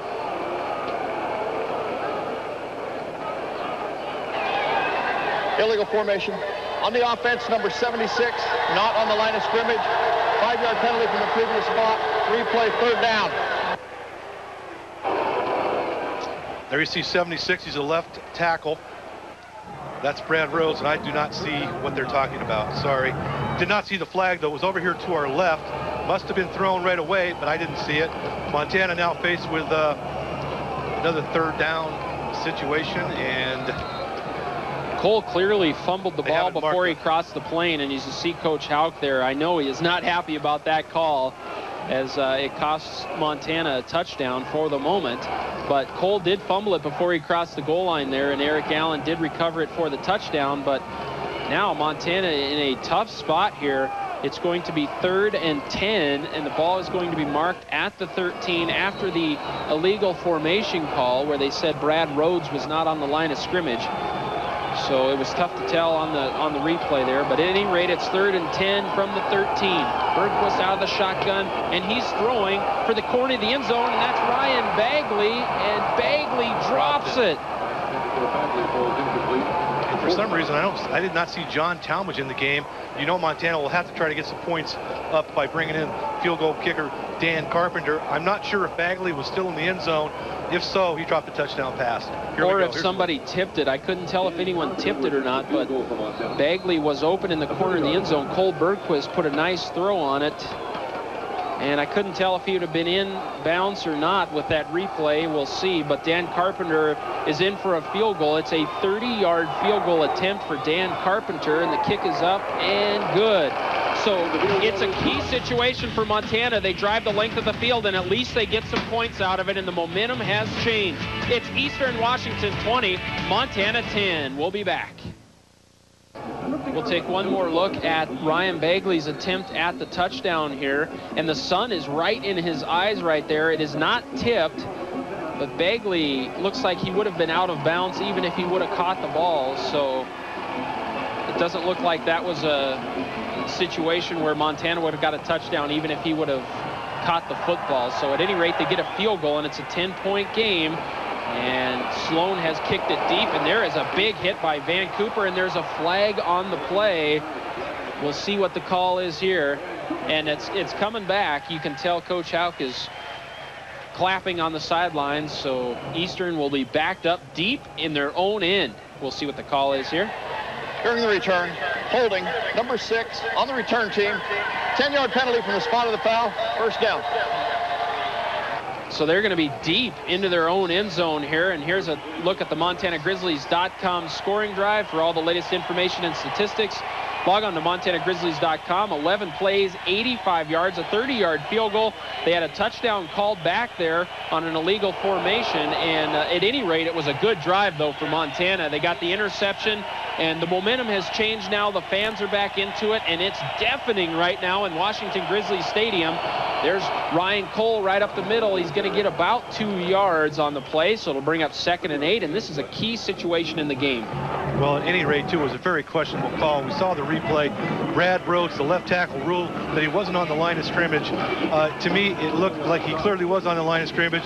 Obviously, you can't go back. Carpenter did hit a clutch field goal. Dan's been kicking the ball a lot better. Let's hope his leg has something to do with the outcome later in this football game. I agree with you. It looked like Rhodes was on the line of scrimmage. It'll be interesting to hear Coach Hauk's take on the coaches' show tomorrow night on what he thought of that, but it looked like Rhodes was on the line of scrimmage, and it cost Montana a touchdown. Ryan Cole has it, and a great hit right there. I believe that's Tyler Joyce. Tyler Joyce fills the hole, and that's why he's the leading tackler on this defense. Here you see it again as Dandy Don Meredith used to stay on Monday Night Football. Old Mo was James Sides. The Grizz, if they can make a stand right here, who knows what will happen next, because right now Montana's crowd is back in this football game, and that's what the Grizzlies need. That's just good defensive football by Tyler Joyce right there, filling the gap just like you're taught in practice, and that was a big play, and this is a huge play. 3rd and 5. Meyer is back to throw. There's some pressure. Kyle Ryan has sacked Eric Meyer, and it's bedlam in the stadium. Middle linebacker blitz by Ryan. Of course, Kyle Ryan had that huge interception last week at Idaho State. Starting now, since Lauren Utterback has been injured, here we see the replay. Just it's a double linebacker blitz. McIntyre's coming too. Good pressure by Montana, bringing the farm on that one. Kyle Ryan's really coming into his own. I talked with him a couple of weeks ago. He said he's still looking for an identity in his game. I think he's finding that identity, and it's just the fact that he's a good football player and has good football instincts. So Tough Harris back again. Montana with a chance for excellent field position. It's a low snap, and there's a flag on the play. It's not a very good kick as Harris takes it at the 46. Tough dancing around. Again, there is a flag on the play. The ball is loose, too. The ball is loose.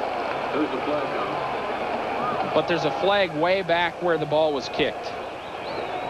And I think the Grizzlies will decline that and take the good field position. They're going to have it at the 45. I would tend to agree with you. Tough Harris recently moved into that role as a punt returner a couple games ago, and as we talked about, the perfect athleticism and attitude to be an outstanding punt returner in the Big Sky Conference. They're going to make him punt it again, I believe. Illegal formation on the kicking team. Only 6 players on the line of scrimmage. 5-yard penalty from the previous spot. Replay, 4th down. And you know what? Now that I think about it, I kind of agree with it, because look at where they're punting the ball from. The punter is going to have his heels on the back of the end zone. This is maybe a block situation, or you can get a return out of it. Or I like it. A bad snap. Who knows? Why not try to roll the dice and look for a break? It's all about breaks. A little luck never hurts anybody, especially the Grizz right now. That's why Coach Hauk's the coach, and we're up here in the booth. That's apparently. right. He knows more than we do. It's deafening right now as the crowd tries to make it tough on the Eastern punter, and he gets off a great punt. It's a good punt. Tough Harris fields it at the 43, but he has a running lane. Harris up the sidelines, breaks 1 tackle, and they do gain some yardage, so they do make him re-kick. They gained about 7 yards on that. They're going to start at the 38. You're watching Montana Grizzly football only on Montana's news station.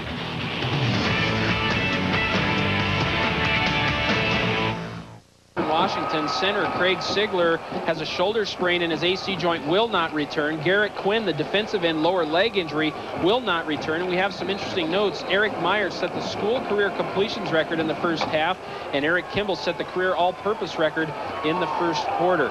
And Meyer's pick in this quarter here was his first in 86 passes. So uncharacteristic throw by him, and Lex Hilliard is back in the game, and that is a good sight for Montana football fans. He was injured, missed the last series, but Lex Hilliard is back in there, although that was a loss of 1 on the play. That was really a good defensive play by Eastern Washington. Essentially didn't let Lex turn the corner. I believe it was Charles Searcy, number 10, with the initial hit, but Lex trying to go wide, nowhere to go.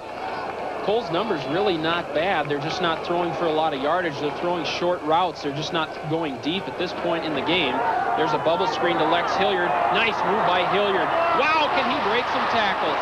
What a play by Lex Hilliard. A good tackle by Eastern Washington, but still about 5 on the play when it looked like there was nothing. That's Lex Hilliard making a play. Of course, Lex Hilliard also on that Peyton watch list. And when he makes moves like that, it's not that hard to see why. Great athleticism here for a guy who weighs 225 pounds.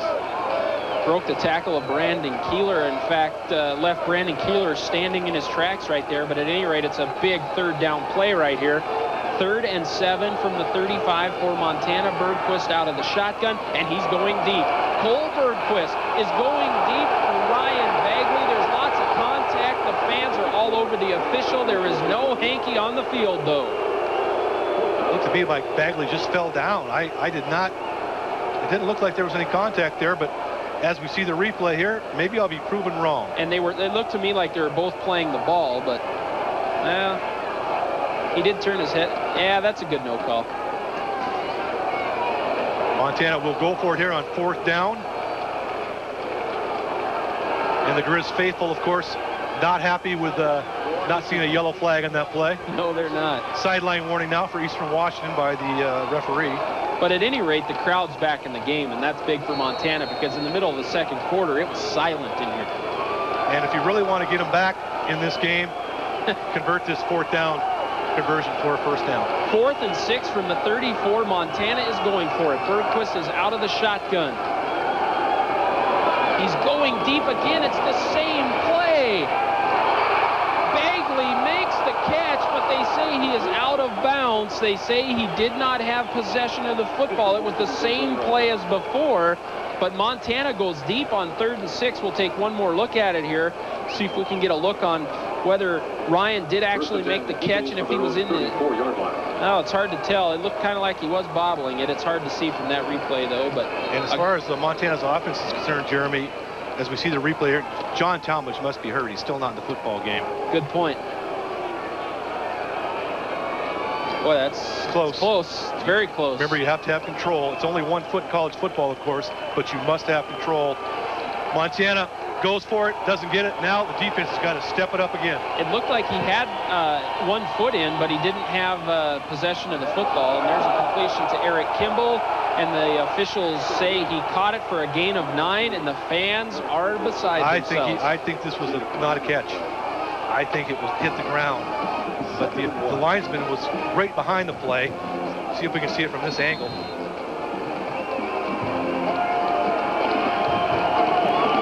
Great replay by our guys. Back to live action. Ryan Cole takes it for a 1st down. It was kind of hard to tell there. Couldn't tell. It's hard to tell, but at any rate, it's a catch, and Cole takes it for about 6, and now they're out at midfield with a 1st down. So a big sequence right here. Montana had 1st and 10 at the 38, cannot capitalize. They don't get a 1st down, miss a 4th down. Now the field position is reversed, and Eastern Washington in great position right now at midfield. There's a corner blitz and a blitz across the middle, but there's Raul Vigil getting good yardage right up the gut on the wide receiver screen. Raul Vigil, and they're moving the sticks. That's a 1st down, and here comes Eastern Washington. Excellent quickness to heel, the senior from Pasco. Looks like he was going to get caught right there. Ran by a defender and turned on the speed for another Eagle 1st down. Coach Hauk told us going into the halftime locker room they're struggling defending the screen game of Eastern Washington, and you see it right there. They gave up 10+ yards on that play as well. Meyer back to throw. Now he tucks it and runs. Eric Meyer showing some moves. What a move by Eric Meyer, and he's all the way down to the 26-yard line as Jimmy Wilson missed a tackle at about the 40, and Meyer busted it loose down to the 26. And he's so elusive that you really don't get it's hard to get a good hit on. There's the missed tackle by Jimmy Wilson, and you got to go low. You don't want to try and arm tackle even the quarterback. Meyer's a big kid. Certainly not easy to tackle. He's 6'2", 210 pounds. That's good size. You can't just arm tackle him. And it's 1st and 10 for Eastern Washington. Kimball lines up at the tailback position, and there's movement on that Eastern Washington right side of the offensive line. It looks like number 79 jumped, Chris Perkins, hometown boy out of Cheney. See the call here? False start on the offense, number 79, 5-yard penalty, still first down. I think Coach Paul Wolf thinks that Mr. Perkins was drawing offsides, but he's losing that argument, and back him up 5, so it's 1st and 15 back at the 30. Look at the penalties. As I said, both these teams highly penalized. They're 2 of the more penalized teams in the league, and there's already been 17 flags on the ground today. Meyer back to throw, another screen play, and a great play by Tyler Joyce. Tyler Joyce blows up the screen, and what a good defensive play by the leading tackler for Montana. You can sure see why he was the Defensive Player of the Year out of Colorado. A great football player. Of course, played last year as a true freshman, and a starter now as a sophomore, number 6, Tyler Joyce. And you know that's going for some yardage if he doesn't make that tackle. That's going for some major yardage. Yep. 2nd and 15 from the 30. A key moment for the Eastern Washington offense and the Montana defense. Ryan Cole has it, and he's going nowhere. He stood straight up and then buried by Torrey Thomas. Torrey Thomas finishes the play off. Even though that Grizzly offense only scored 3 points now in this 3rd quarter, the defense is fired up. Everybody's fired up. They feel like they've got a chance now. They're back in this thing. Obviously, this 3rd down will be huge for the Grizz defense. A surprise in the Big Sky right now is Sacramento State leads at Ogden, Utah 14-13 in the 3rd quarter. I consider that a surprise as you see the Grizz defense showing great pursuit, and this a big play in this 3rd quarter right now as it's 3rd and really long. We'll call it 3rd and 16. The ball is marked at the 31. Myers looking for McIntyre, and he is wide open. His 3rd touchdown of the game, and Eastern Washington has punched one in on 3rd and 16. A big play for the Eagles. And just when the momentum had gone, you thought Montana's way, the Eagles answered the call. McIntyre, as you said, Jeremy, what a career day for him. And I think Montana was expecting something else on that play, and Jimmy Wilson was beat badly on that play by 5 yards. West Valley High School product in Spokane. The extra point is up, and the extra point is good. 1:11 left in the 3rd quarter. Eastern Washington leads it 27-10. This is Montana football only on Montana's news station. Hofstra beat Maine today 44-0, and James Madison also lost today in 1AA football action 10-7 to UMass. And there's Coach Houck, and as we assess the situation here at Washington Grizzly Stadium, it's a grim one for Montana right now as Eastern Washington leads it. 1:14 left in the 3rd quarter. It's 27-10, and Eric Meyer is 21 of 30 for 304 yards, 4 touchdowns, and a pick. So Eric Meyer living up to the billing today as Rob Schulte has it at the 6-yard line. Rob Schulte has the sidelines. Rob Schulte gets a nice return for Montana. It's out to about the 38-yard line. MontanaGrizzlies.com scoring drive. For all the latest information and statistics, log on to MontanaGrizzlies.com. And 7 plays, 65 yards, 256. And McIntyre was wide open, and Meyer found him. And that Grizzly defensive backfield giving up some big yardage today is Meyer is already over 300 yards for the ball game. Cole Bergquist out of the shotgun. Montana has good field position. Once again, they have many times in this 3rd quarter. Lex Hilliard gets it. And the fans not happy with the play call as 2 yards on 1st down for the Grizz there. I think it's still too early here to get out of your game plan. You still want to use your horse a little bit. So, but that's the surprise in the game for me, Dave, is the fact that Montana can't run the football today. That is shocking to me because Eastern Washington has not been stopping the run consistently all season long, and Lex Hilliard is not seeing any running room. So that tells me Eastern Washington is winning the battle in the trenches there as Bergquist hits Troxel. And Eastern Washington believes that it was an incomplete pass, but officials say Troxel had possession before he was hit, so they're giving him forward progress to the 48-yard line, and it's going to be a first down. We'll see it right here. Troxel had it, and that's a good call. Completion. He took a couple of steps after he came down with it. 7 seconds left in the quarter. And it'll be 1st and 10 for Montana at the 48. And I really believe Montana needs a touchdown on this drive. I agree with you. They're running out of time, and Eastern Washington, once again, looking pretty darn unstoppable on offense. Troxel with his second fumble. Both were out of bounds. He fumbled earlier on a little screen pass, and of course, Matt's playing major college football. He's 5'9", 175. So when he gets popped by some of those big DBs, that ball may come out every now and then. So this last play, likely the last play of the third quarter, as more time was put on. It's ticking down at 10 seconds right now. It's 1st and 10 at the 48. An inside draw to Lex Hilliard, and Hilliard busts his way to the 45. And that will be the final play of the third quarter, and Eastern Washington is taking it to the Grizz at Washington Grizzly. This is Montana football, only on Montana's news station. We understand that your home is about trucks. No matter whether you're home. We will present the Northwestern Energy Player of the Game. Northwestern Energy is proud to support Montana Grizzly football, and the Grizzlies need some points, and they need them now. 14:52 left in the fourth quarter, and they're trailing by 17 in the ball game. Bergquist feels some pressure.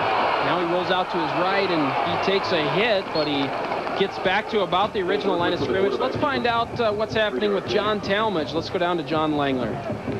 Jeremy, John Talmadge is not on the sideline. He's not on the field. He's in the dressing room. He injured his back, fell awkwardly a few plays ago, and is now in the locker room with a back injury. Back upstairs.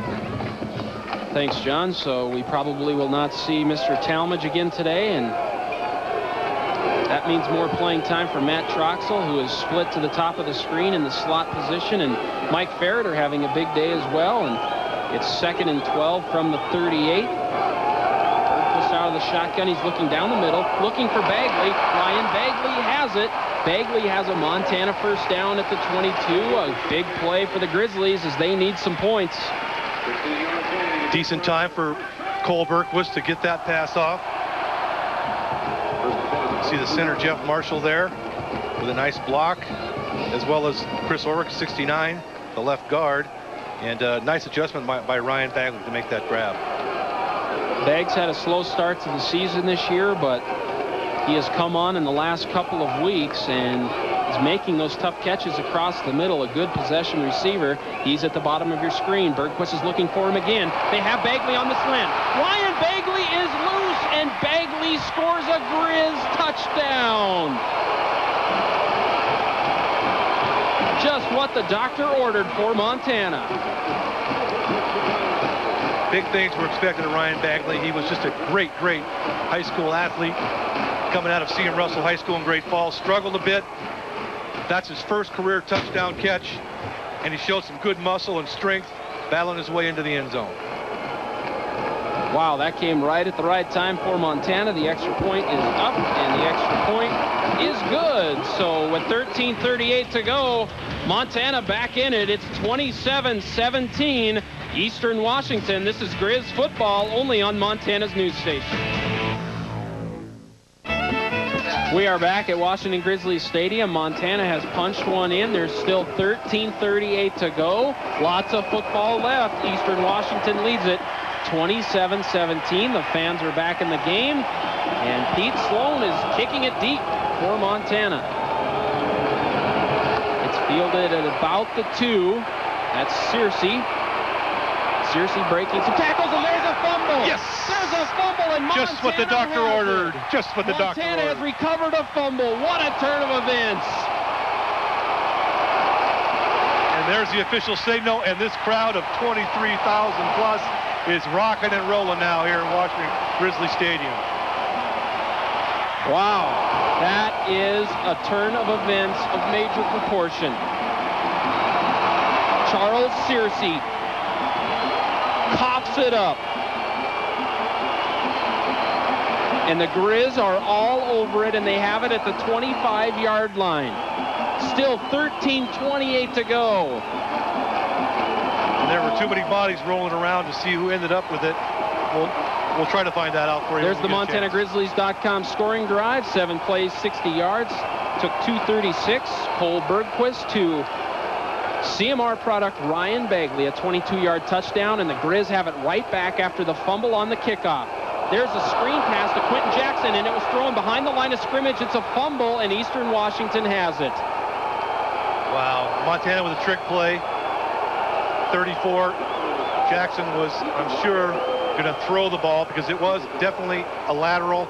And boy, it backfired big time on Montana. Momentum back to the Eagles. Not a bad pass, not a good pass at all by Cole Bergquist. There's a recovery. Boy, this is a roller coaster. That was number 5, the linebacker Nick Dimby, with a fumble recovery. He's a junior from Spokane, Lewis and Clark High School. Well, the fans are still into it, but that was a big blow to Montana's chances right here as they turn it right back over. After getting the break they needed, they turn it over. There's a flag on the play. It looks like Eastern Washington will be backed up 5 yards. Kimball will get it halfback, and they actually handed it off to him.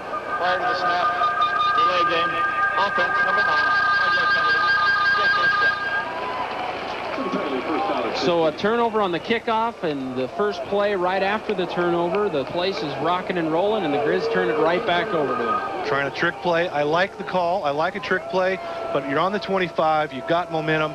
Maybe just be a little more conservative. Give the ball to number 38 and let him see what he can do with it. I agree with that. Ryan Cole, the lone setback. It's 1st and 15. They give it to Cole.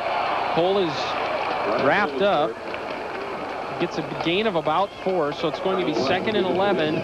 We're ticking down to the 13-minute mark here in the 4th quarter. Montana needs a defensive stop quickly. But in reality, too, there is 13 minutes left. That's a lot of football. Well, and they're trying to run the clock a little. Cole's got to be close to 100 yards now. We mentioned he's a transfer from Oregon State. Made their offense much, much more balanced, I think, with his addition. 89 yards so far on the ground for Ryan Cole, the junior halfback. 2nd and 11. The ball is at the 34. Myers back to throw, and he had Kimball, but Kimball drops the football. Kevin Edwards on the coverage there, and it's going to be a big 3rd down play. See, if Montana gets a stop here, then they get decent field position in a punting situation. So this is a big situation here on 3rd down. It really is, and when you're getting down to the nitty-gritty, now 12:40 is a lot in college football. Of course, the biggie is because the clock stops when you get a 1st down. But nevertheless, 10 points is a lot of points to make up for the Montana Grizzlies. So every defensive stop, 3rd down stop, could prove to be huge in the outcome. 12:40 is an eternity at Washington Grizzly Stadium. We've seen a lot of thrilling finishes here. There's a 3rd down play, and it's complete to McIntyre, and Eastern Washington continues to make plays. McIntyre especially. Just wide open, too. Wide open. And here we see the replay. Good pressure by the Grizz defense. No one within 5 yards of McIntyre, who is having a career day. 3 touchdown catches, 6 for 134, and wow. 3 touchdowns.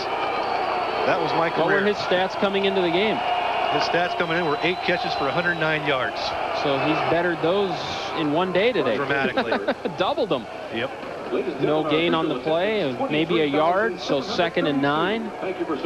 12 minutes to go here in the 4th quarter. Eastern Washington has it at midfield, and Montana needs the football back soon. And now's when you want that running game to just click, pick up some 1st downs, and keep the ball away from the Montana offense. I'm talking about the Eagles, of course. But I expect Eric Meyer to fling it the way he throws the football. And credit Eric Meyer right now. I talked about it earlier, but this man has some amazing poise back there as a quarterback. He's a veteran. He's not rattled right now, and he is making some football plays right now. Meyer has it outside to Tyler Coleman. A big hit out there.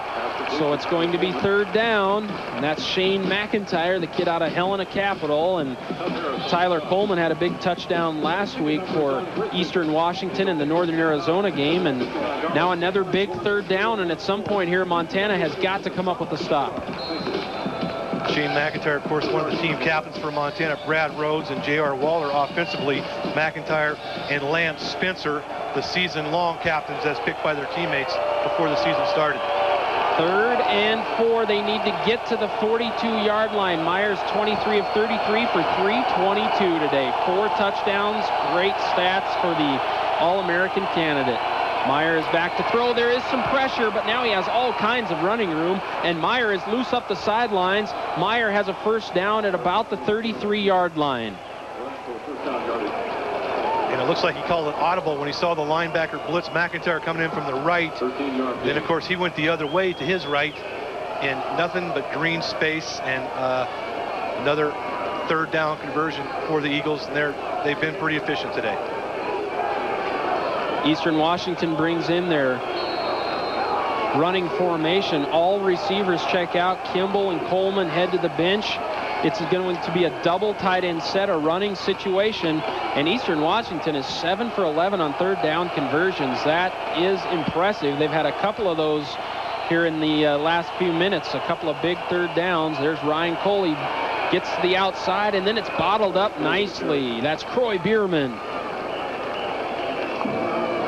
So it's going to be 2nd and 10 for Eastern Washington, and there's 10:20 to go. 10:25 as you see the time ticking away here, and time will become a factor shortly. Montana needs to tighten up on defense here as it's 2nd and 11. They give Cole a loss of 1 on the play there. Chris Clark and Jimmy Wilson, the defensive backs for Montana. There's Cole, and he is moving the pile for about 3 yards, but it's another 3rd and long for Eastern Washington. It's going to be marked at the 31, and that'll bring up 3rd and 8, and a must stop for Montana. Very impressed with Ryan Cole's running abilities. They showed some quickness and, of course, some toughness, especially now in this situation where the odds are you're going to run the football. He's showing a lot of toughness and picking up some big yards, but once again now I expect Meyer to use that arm now with his 3rd and about 8 yards. Eastern Washington has converted 3 third downs in a row. It's 3rd and 8. Meyer across the middle. Coleman has it. A great tackle by the Montana defense. That is Matt Lebsock. Matt Lebsock, the kid out of Billings Skyview. We talked about him earlier today, and he makes a big play right there. It's going to be 4th down, and right now it's marked at about the 29, so we'll give him a 46-yard field goal attempt, but Meyer is staying on the field, and it looks like they may go for this. And why not when you got one of the best offenses in 1AA football? How about that tackle by Matt Lebsock right there? A good play, and it's 4th and 5. The ball at the 28. Meyer back to throw. The Grizzlies are blitzing. The Grizz are blitzing, and it's incomplete, and Montana holds, and they will take over on downs. Dustin DeLuey providing some pressure right there, and the Grizz defense holds. Montana with a breath of fresh air, a chance here still in this football game. Linebacker blitz, that's Kyle Ryan coming straight at you. Dustin DeLuey, the defensive end, and Meyer had unloaded quicker than he wants. Montana with a chance now to put some points back on the board.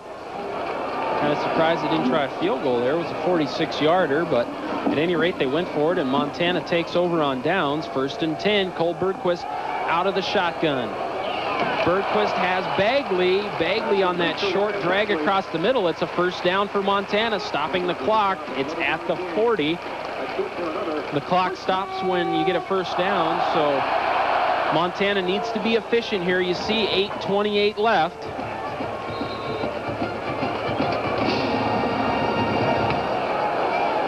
And they're going hurry-up offense right now, Dave, and trying to get Eastern Washington out of their game, out of their defensive game plan.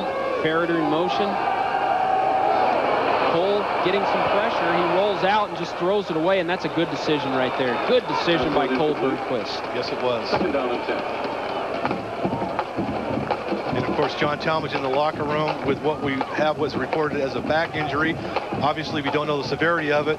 Ryan Bagley has stepped it up a bit, though. Bagley entered the game with 13 catches. Actually, Montana's #2 receiver behind John Talmadge, now stepping his game up a bit.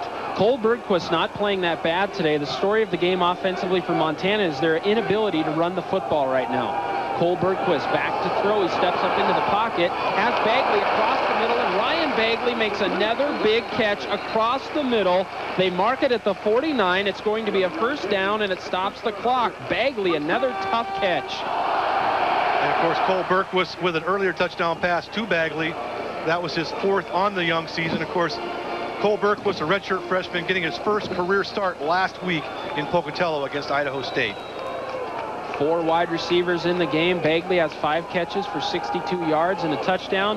Bergquist has all day to throw it. He's going for Bagley, and it's off his hands a little high. So it'll be 2nd down and 10 from the 49. 7:45 to go. The incompletion stops the clock. That's one of those jump balls. 29, Jesse Hendricks on the cover. Jesse's 5'9", Bagley at 6'3", very athletic. Go up and get it, and Ryan tried just a little too high. You know, we haven't talked about Hendricks much today, but he's one of the top defensive players in the Big Sky Conference. Leads many of the stats as far as pass breakups go, and he's a very good player for Eastern Washington. It's 2nd and 10. Bergquist rolls out to his left, runs out of time now, but has a completion across the middle, and it's going to be a first down. Almost a late hit on the Grizz there, Chris Orwig, but no flag on the play. It's going to be first down, and the Grizzlies are on the move. The clock stops with the first down. 7:40 to go in the game.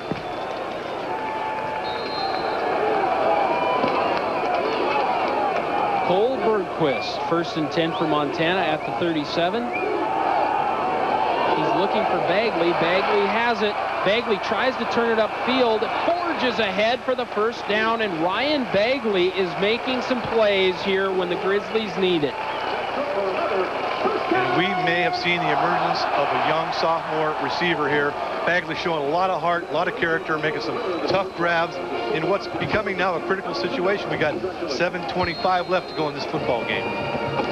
The clock stops again, so Montana being very efficient with clock management right here. Each play is getting a first down. They're getting about 10 yards a pop per play, and first down stop the clock, so they're having a very efficient drive here as there's still 7:25 to go in the game. Bergquist back to throw. He's looking across the middle, and he's looking for his go-to man, and he has it. Ryan Bagley, if they do give him forward progress, there's some extracurricular activity. It's another first down for Montana. The clock stops, and how about Mr. Bagley? They can't cover him right now. They could have flagged that as a personal foul. Ryan was vulnerable. He was down after the catch. Excellent throw by Bergquist. You see Bagley now, he'll be down, and here comes a late hit right there. Oh, my. And they didn't call it. You're right. 1st and 10. Bergquist, a tough throw to Troxel. Troxel can't make the catch, and that was a dangerous throw right there. That's why it was way away from him, because if it's real close, gives that cornerback a really good opportunity to make a pick. You can't afford a turnover at this point of the ball game, Jeremy. And that's the kind of play, if the D-back gets some hands on that, he might be gone the other way. But Cole did a good job of recognizing that he's throwing it all the way across the field and throwing it away from the defender. So he did a nice job there. But at any rate, it's 2nd down and 10. 2nd down and 10. The ball's at the 14. Bergquist feeling some pressure, and he's going to unload it. This is going to bring up 3rd and long. 3rd down and 10. And that's a good move. You're at the 14, which makes it a 31-yard field goal right now for Dan Carpenter. Don't make it any deeper than that if you can help. But also, of course, now you're looking to try to get a first down. Keep that drive going. You really don't want a field goal, but if that's what you're going to get, that's what you're going to have to take right now. Watch for number 3 right here. He's at the bottom of your screen. Ryan Bagley. 5 wideouts in the game. Lex Hilliard even split out in a slot position. Bergquist looking across the middle. He runs out of time. Bergquist tucks it, and he's running it. Cole Bergquist gets loose, gets it down to about the 9-yard line, but they needed to get to the 4, but it makes it a much easier field goal if that's what Coach Houck's deciding to do, and they're huddling over on the sidelines. It would be 4th and 5. Cole did a nice job of breaking away. This looked like a real negative type play, but it actually turns into something. They're marking it at the 9. It's 4th down, so this would be a 26-yard field goal attempt for Carpenter, Dan Carpenter. Didn't miss one last week, and he's been good today. This is a big kick, make it a one-possession game. Carpenter's kick is good, so with 6:09 to go, it's a one-possession game. Eastern Washington leads the Grizz 27-20. This is Grizz football only on Montana's news station. 6:09 to go, fourth quarter. Eastern Washington leads Montana 27-20. The Grizz set to kick off. There's your MontanaGrizzly.com scoring drive for the latest information and statistics.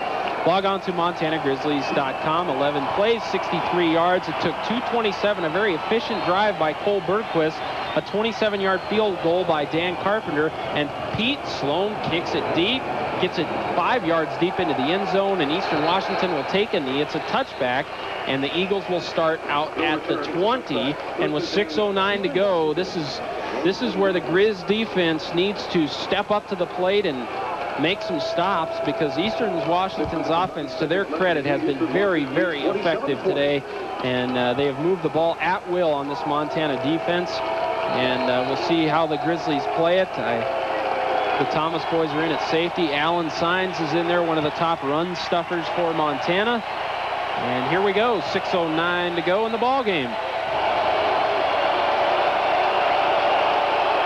Ryan Cole is in the ball game, and they give it to Cole, and Ryan Cole gets about 2 on the play. And coming up near the end of the game, we will present the Northwestern Energy Player of the Game. Northwestern Energy is proud to support Montana Grizzly football. We should give some praise to Dan Carpenter. He's now kicked 5 field goals in a row, and started out the season missing his first 4. So Dan Carpenter, with that leg of his, has kind of come on. And like I said, let's hope that maybe he has something to do with deciding this baby here as we wind down in these final few minutes. The Grizz fans trying to help out the defense. It's 2nd down and 7. The ball is on the 23. Meyer is back to throw. Great coverage downfield, but now he has some running room. They go across the middle to Raul Vigil. Vigil is hammered out there, but at any rate, it's a big gain for Eastern Washington. It looks like it's a gain of about 22 out near midfield, and that's just a big play. And that's just a great play by Eric Meyer, is what that is. I mean, going hard to his right. Vigil, give him credit for making a nice catch with his hands. Montana with excellent defensive pressure. Eric Meyer just seems to have this Houdini-like ability to escape sacks. That was an incredible throw by Eric Meyer, who is having a big day. 1st and 10 from the 45. Meyer back to throw.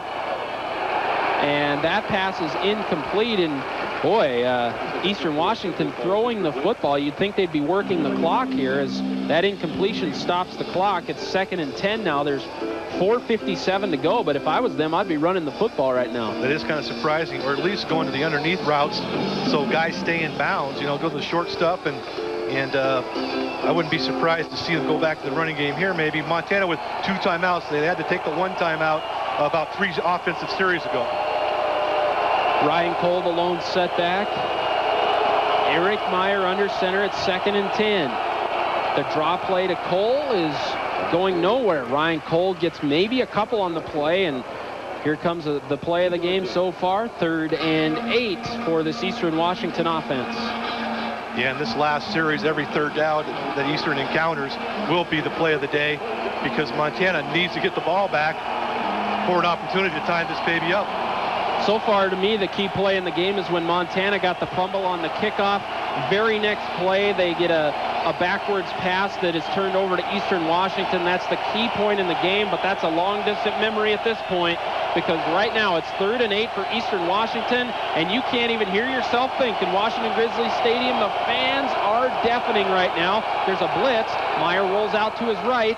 and it looks like it is caught, and just an amazing play again. First down for Eastern Washington. Eric Kimball, wow. Not only does he have great speed, he has great ability to catch the football too. He comes back for this. That's just great coverage by Jimmy Wilson. You can't do any better than that. And basically, Eric Kimball out-muscled him for it.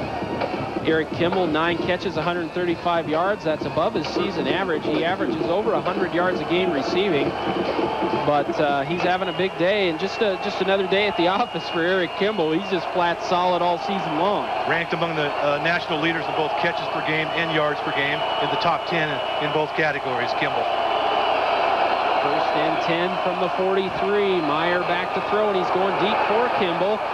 And Kimball has the ball at the 15-yard line, and Tough Harris lost where he was at, had his back to the play, and thus Kimball makes a big play. And I'll tell you what, Eastern, they aren't messing around. They're going for the jugular. Let's just go score another touchdown and put this thing out of reach.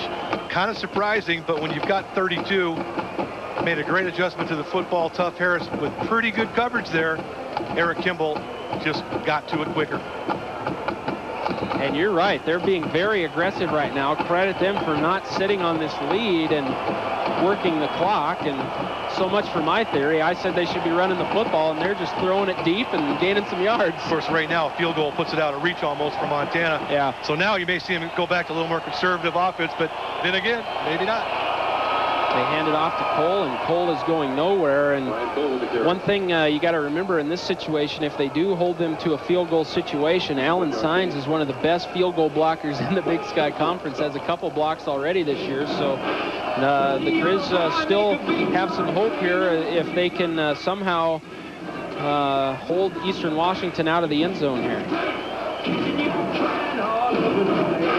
And it's a catch-22 right now if you're Montana. If you want to call a timeout just in hopes to get the ball back with a little time left, Eastern now at 2:46 and counting. Grizzlies are running out of time in this football game. And, of course, Eric Meyer is going to run the clock down probably till 1 second to go, then call a timeout for Eastern, then run the ball again. And the Eastern players are, I don't know if they're getting their fans into it or being boisterous towards the Montana fans. There is quite a few Eastern Washington fans here. They're in the south end zone and also on the west side of the stadium. Coming up near the end of the game, we'll take a look at the Northwestern Energy players of the game. Northwestern Energy proud to support Montana Grizzly football. Let's take a look at your second half Montana Grizzly trivia, brought to you by Don Adson Ford out of Ronan. And our second half trivia question for you. What Grizz defender has 2 interception returns for touchdowns against Eastern Washington? Calvin Coleman, Vince Huntsberger, or Blaine McElmurray? Tough one. We'll let you think about that for just a little bit and come back with that answer. All 3 very good players here. Any one of the 3 would be a good guess.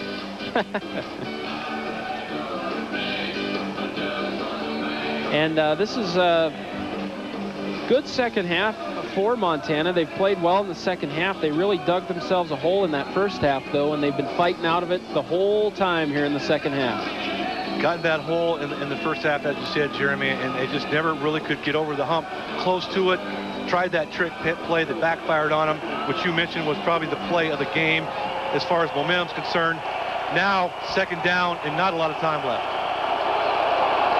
Second and 10, the ball is on the 13 as Meyer rolls out. He has nobody out in the flat. In fact, he's going to tuck it and run it.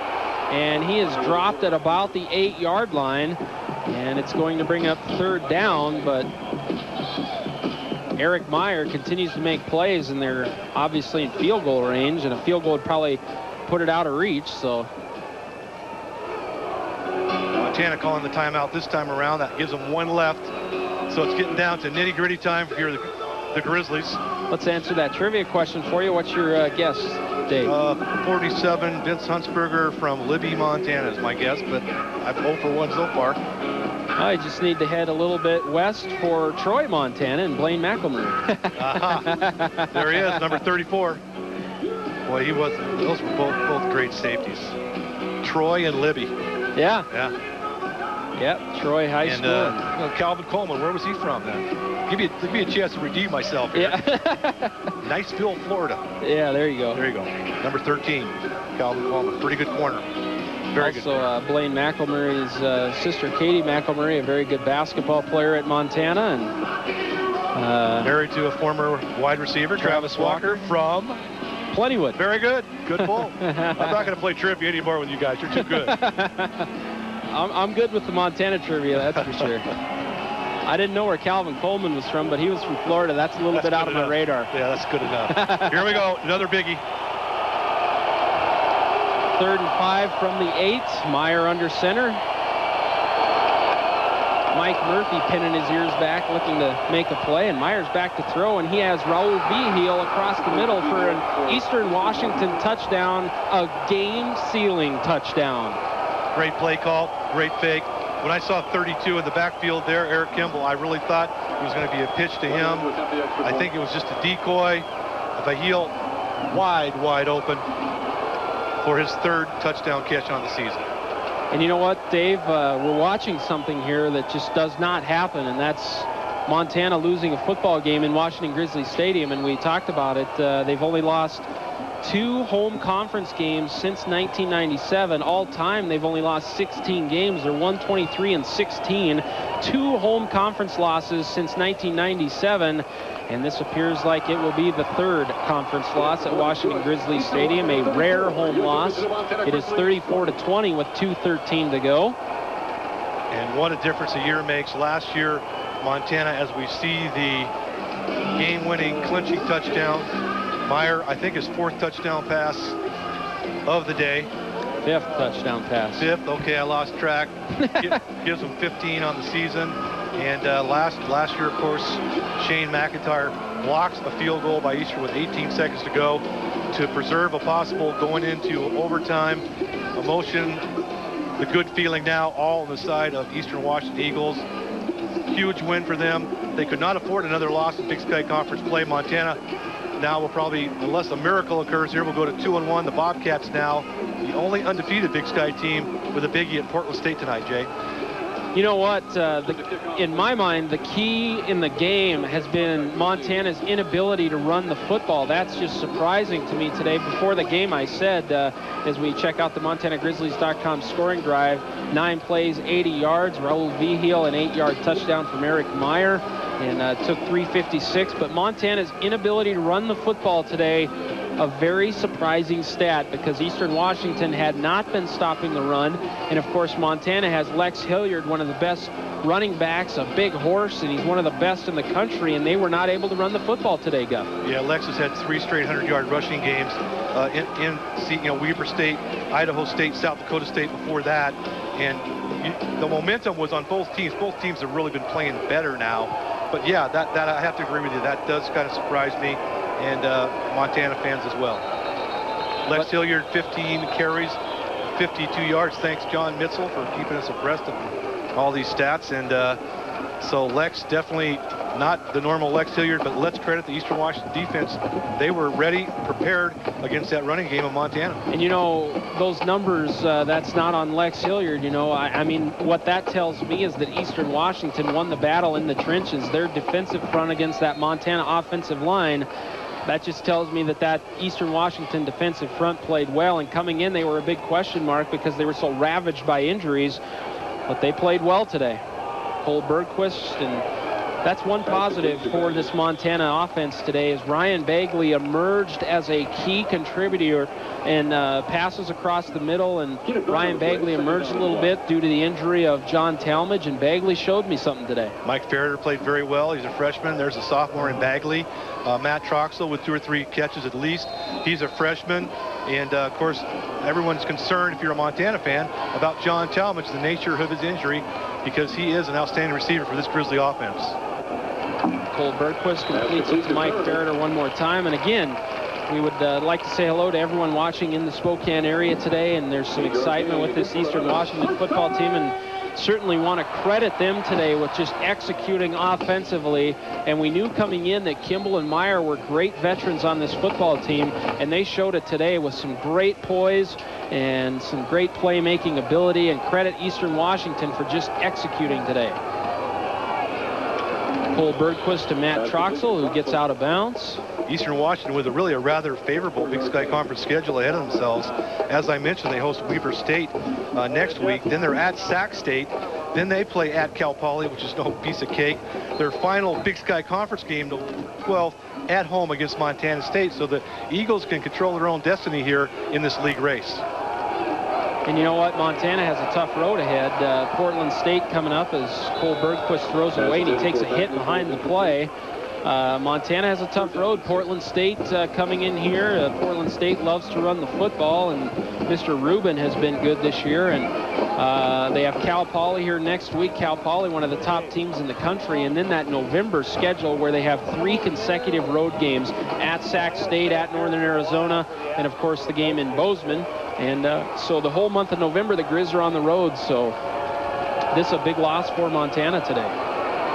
Cole Bergquist tucks it and runs, and Cole is just short of the first down. The clock will continue to run. There's 1:44 to go. Near first down yardage. 34-20, as you see, Eastern Washington in control. And it looks like Montana will take a timeout. They have one timeout left. Oh, actually, that's their last timeout of the half. So yeah, that's their last timeout. They are out of timeouts. And you have to go deep into the record books to mull over these losses at home for Montana, because there just aren't many of them.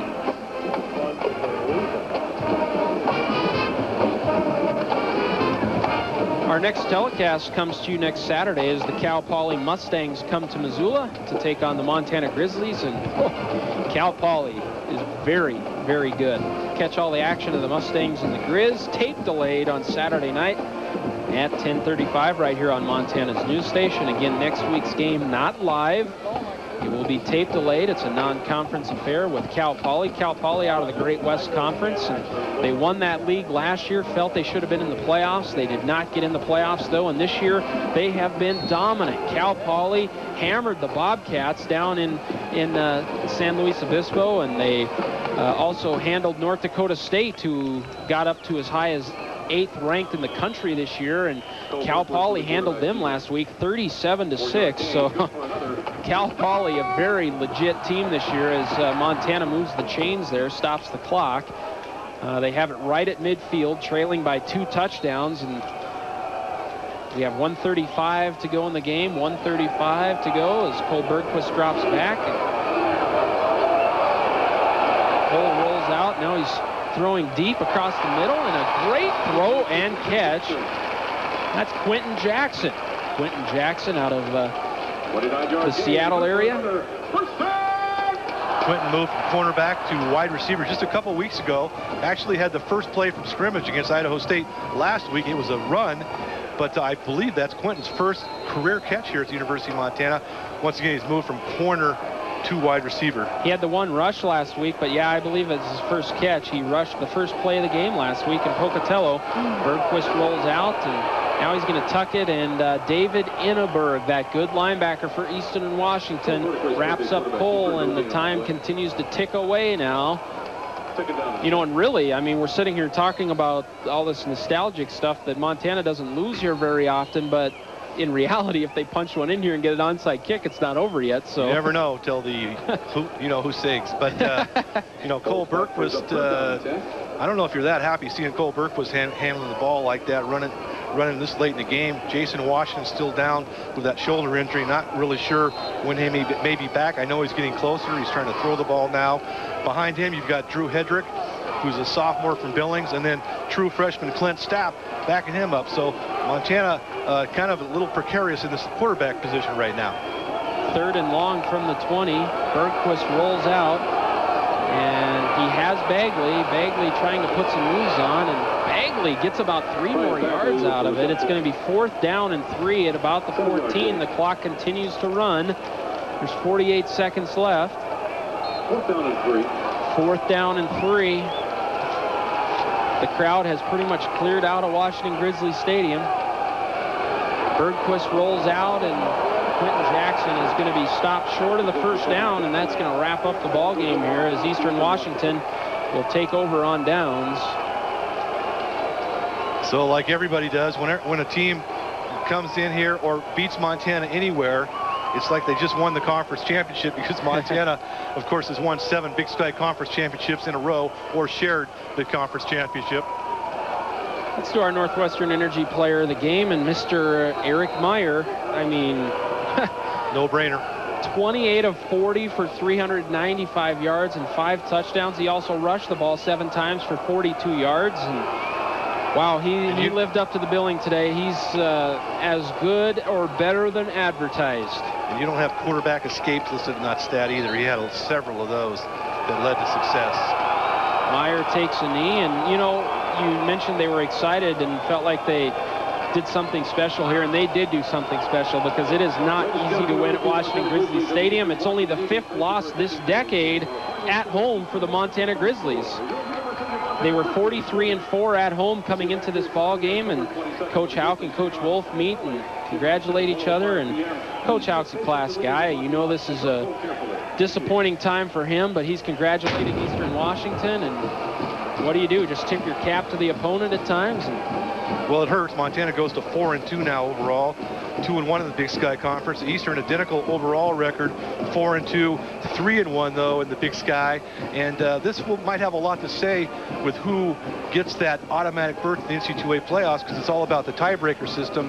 This win for Eastern here could figure into that. There's way too much football to tell, of course, but it could be instrumental as far as that goes for the Eagles going to the postseason here in a few weeks. Yeah, and like you said, tonight is a big game, Portland State, Montana State. And John Langler is standing by with Grizz head coach Bobby Houck. All right, thanks a lot, Jeremy. Coach Houck, tough loss here at home. Eastern played very well, but a solid comeback effort in the second half. Well, I was proud of our guys, the way they fought, but Eastern got after us today. They played better than we did. We simply couldn't stop them. Eric Meyer was too much for us. Cole Bergquist, though, did play well, I thought, in the quarterback slide. He played all right in the comeback attempt. Cole did all right. We didn't do much well today, though, so we got to get better. On to Cal Poly. On to Cal Poly. Thanks a lot, Coach. Coach Bobby Houck, after a tough loss here at home, back upstairs. Thanks a lot, John. And there's Coach Wolf, and they're going to the south end zone, because that's where the Eastern Washington faithful are hanging out, and they are going crazy. They're savoring this win, to be sure. All right, we'll take a short timeout. Your final score, Eastern Washington shocks Montana 34-20. This is Grizz football, only on Montana's news station.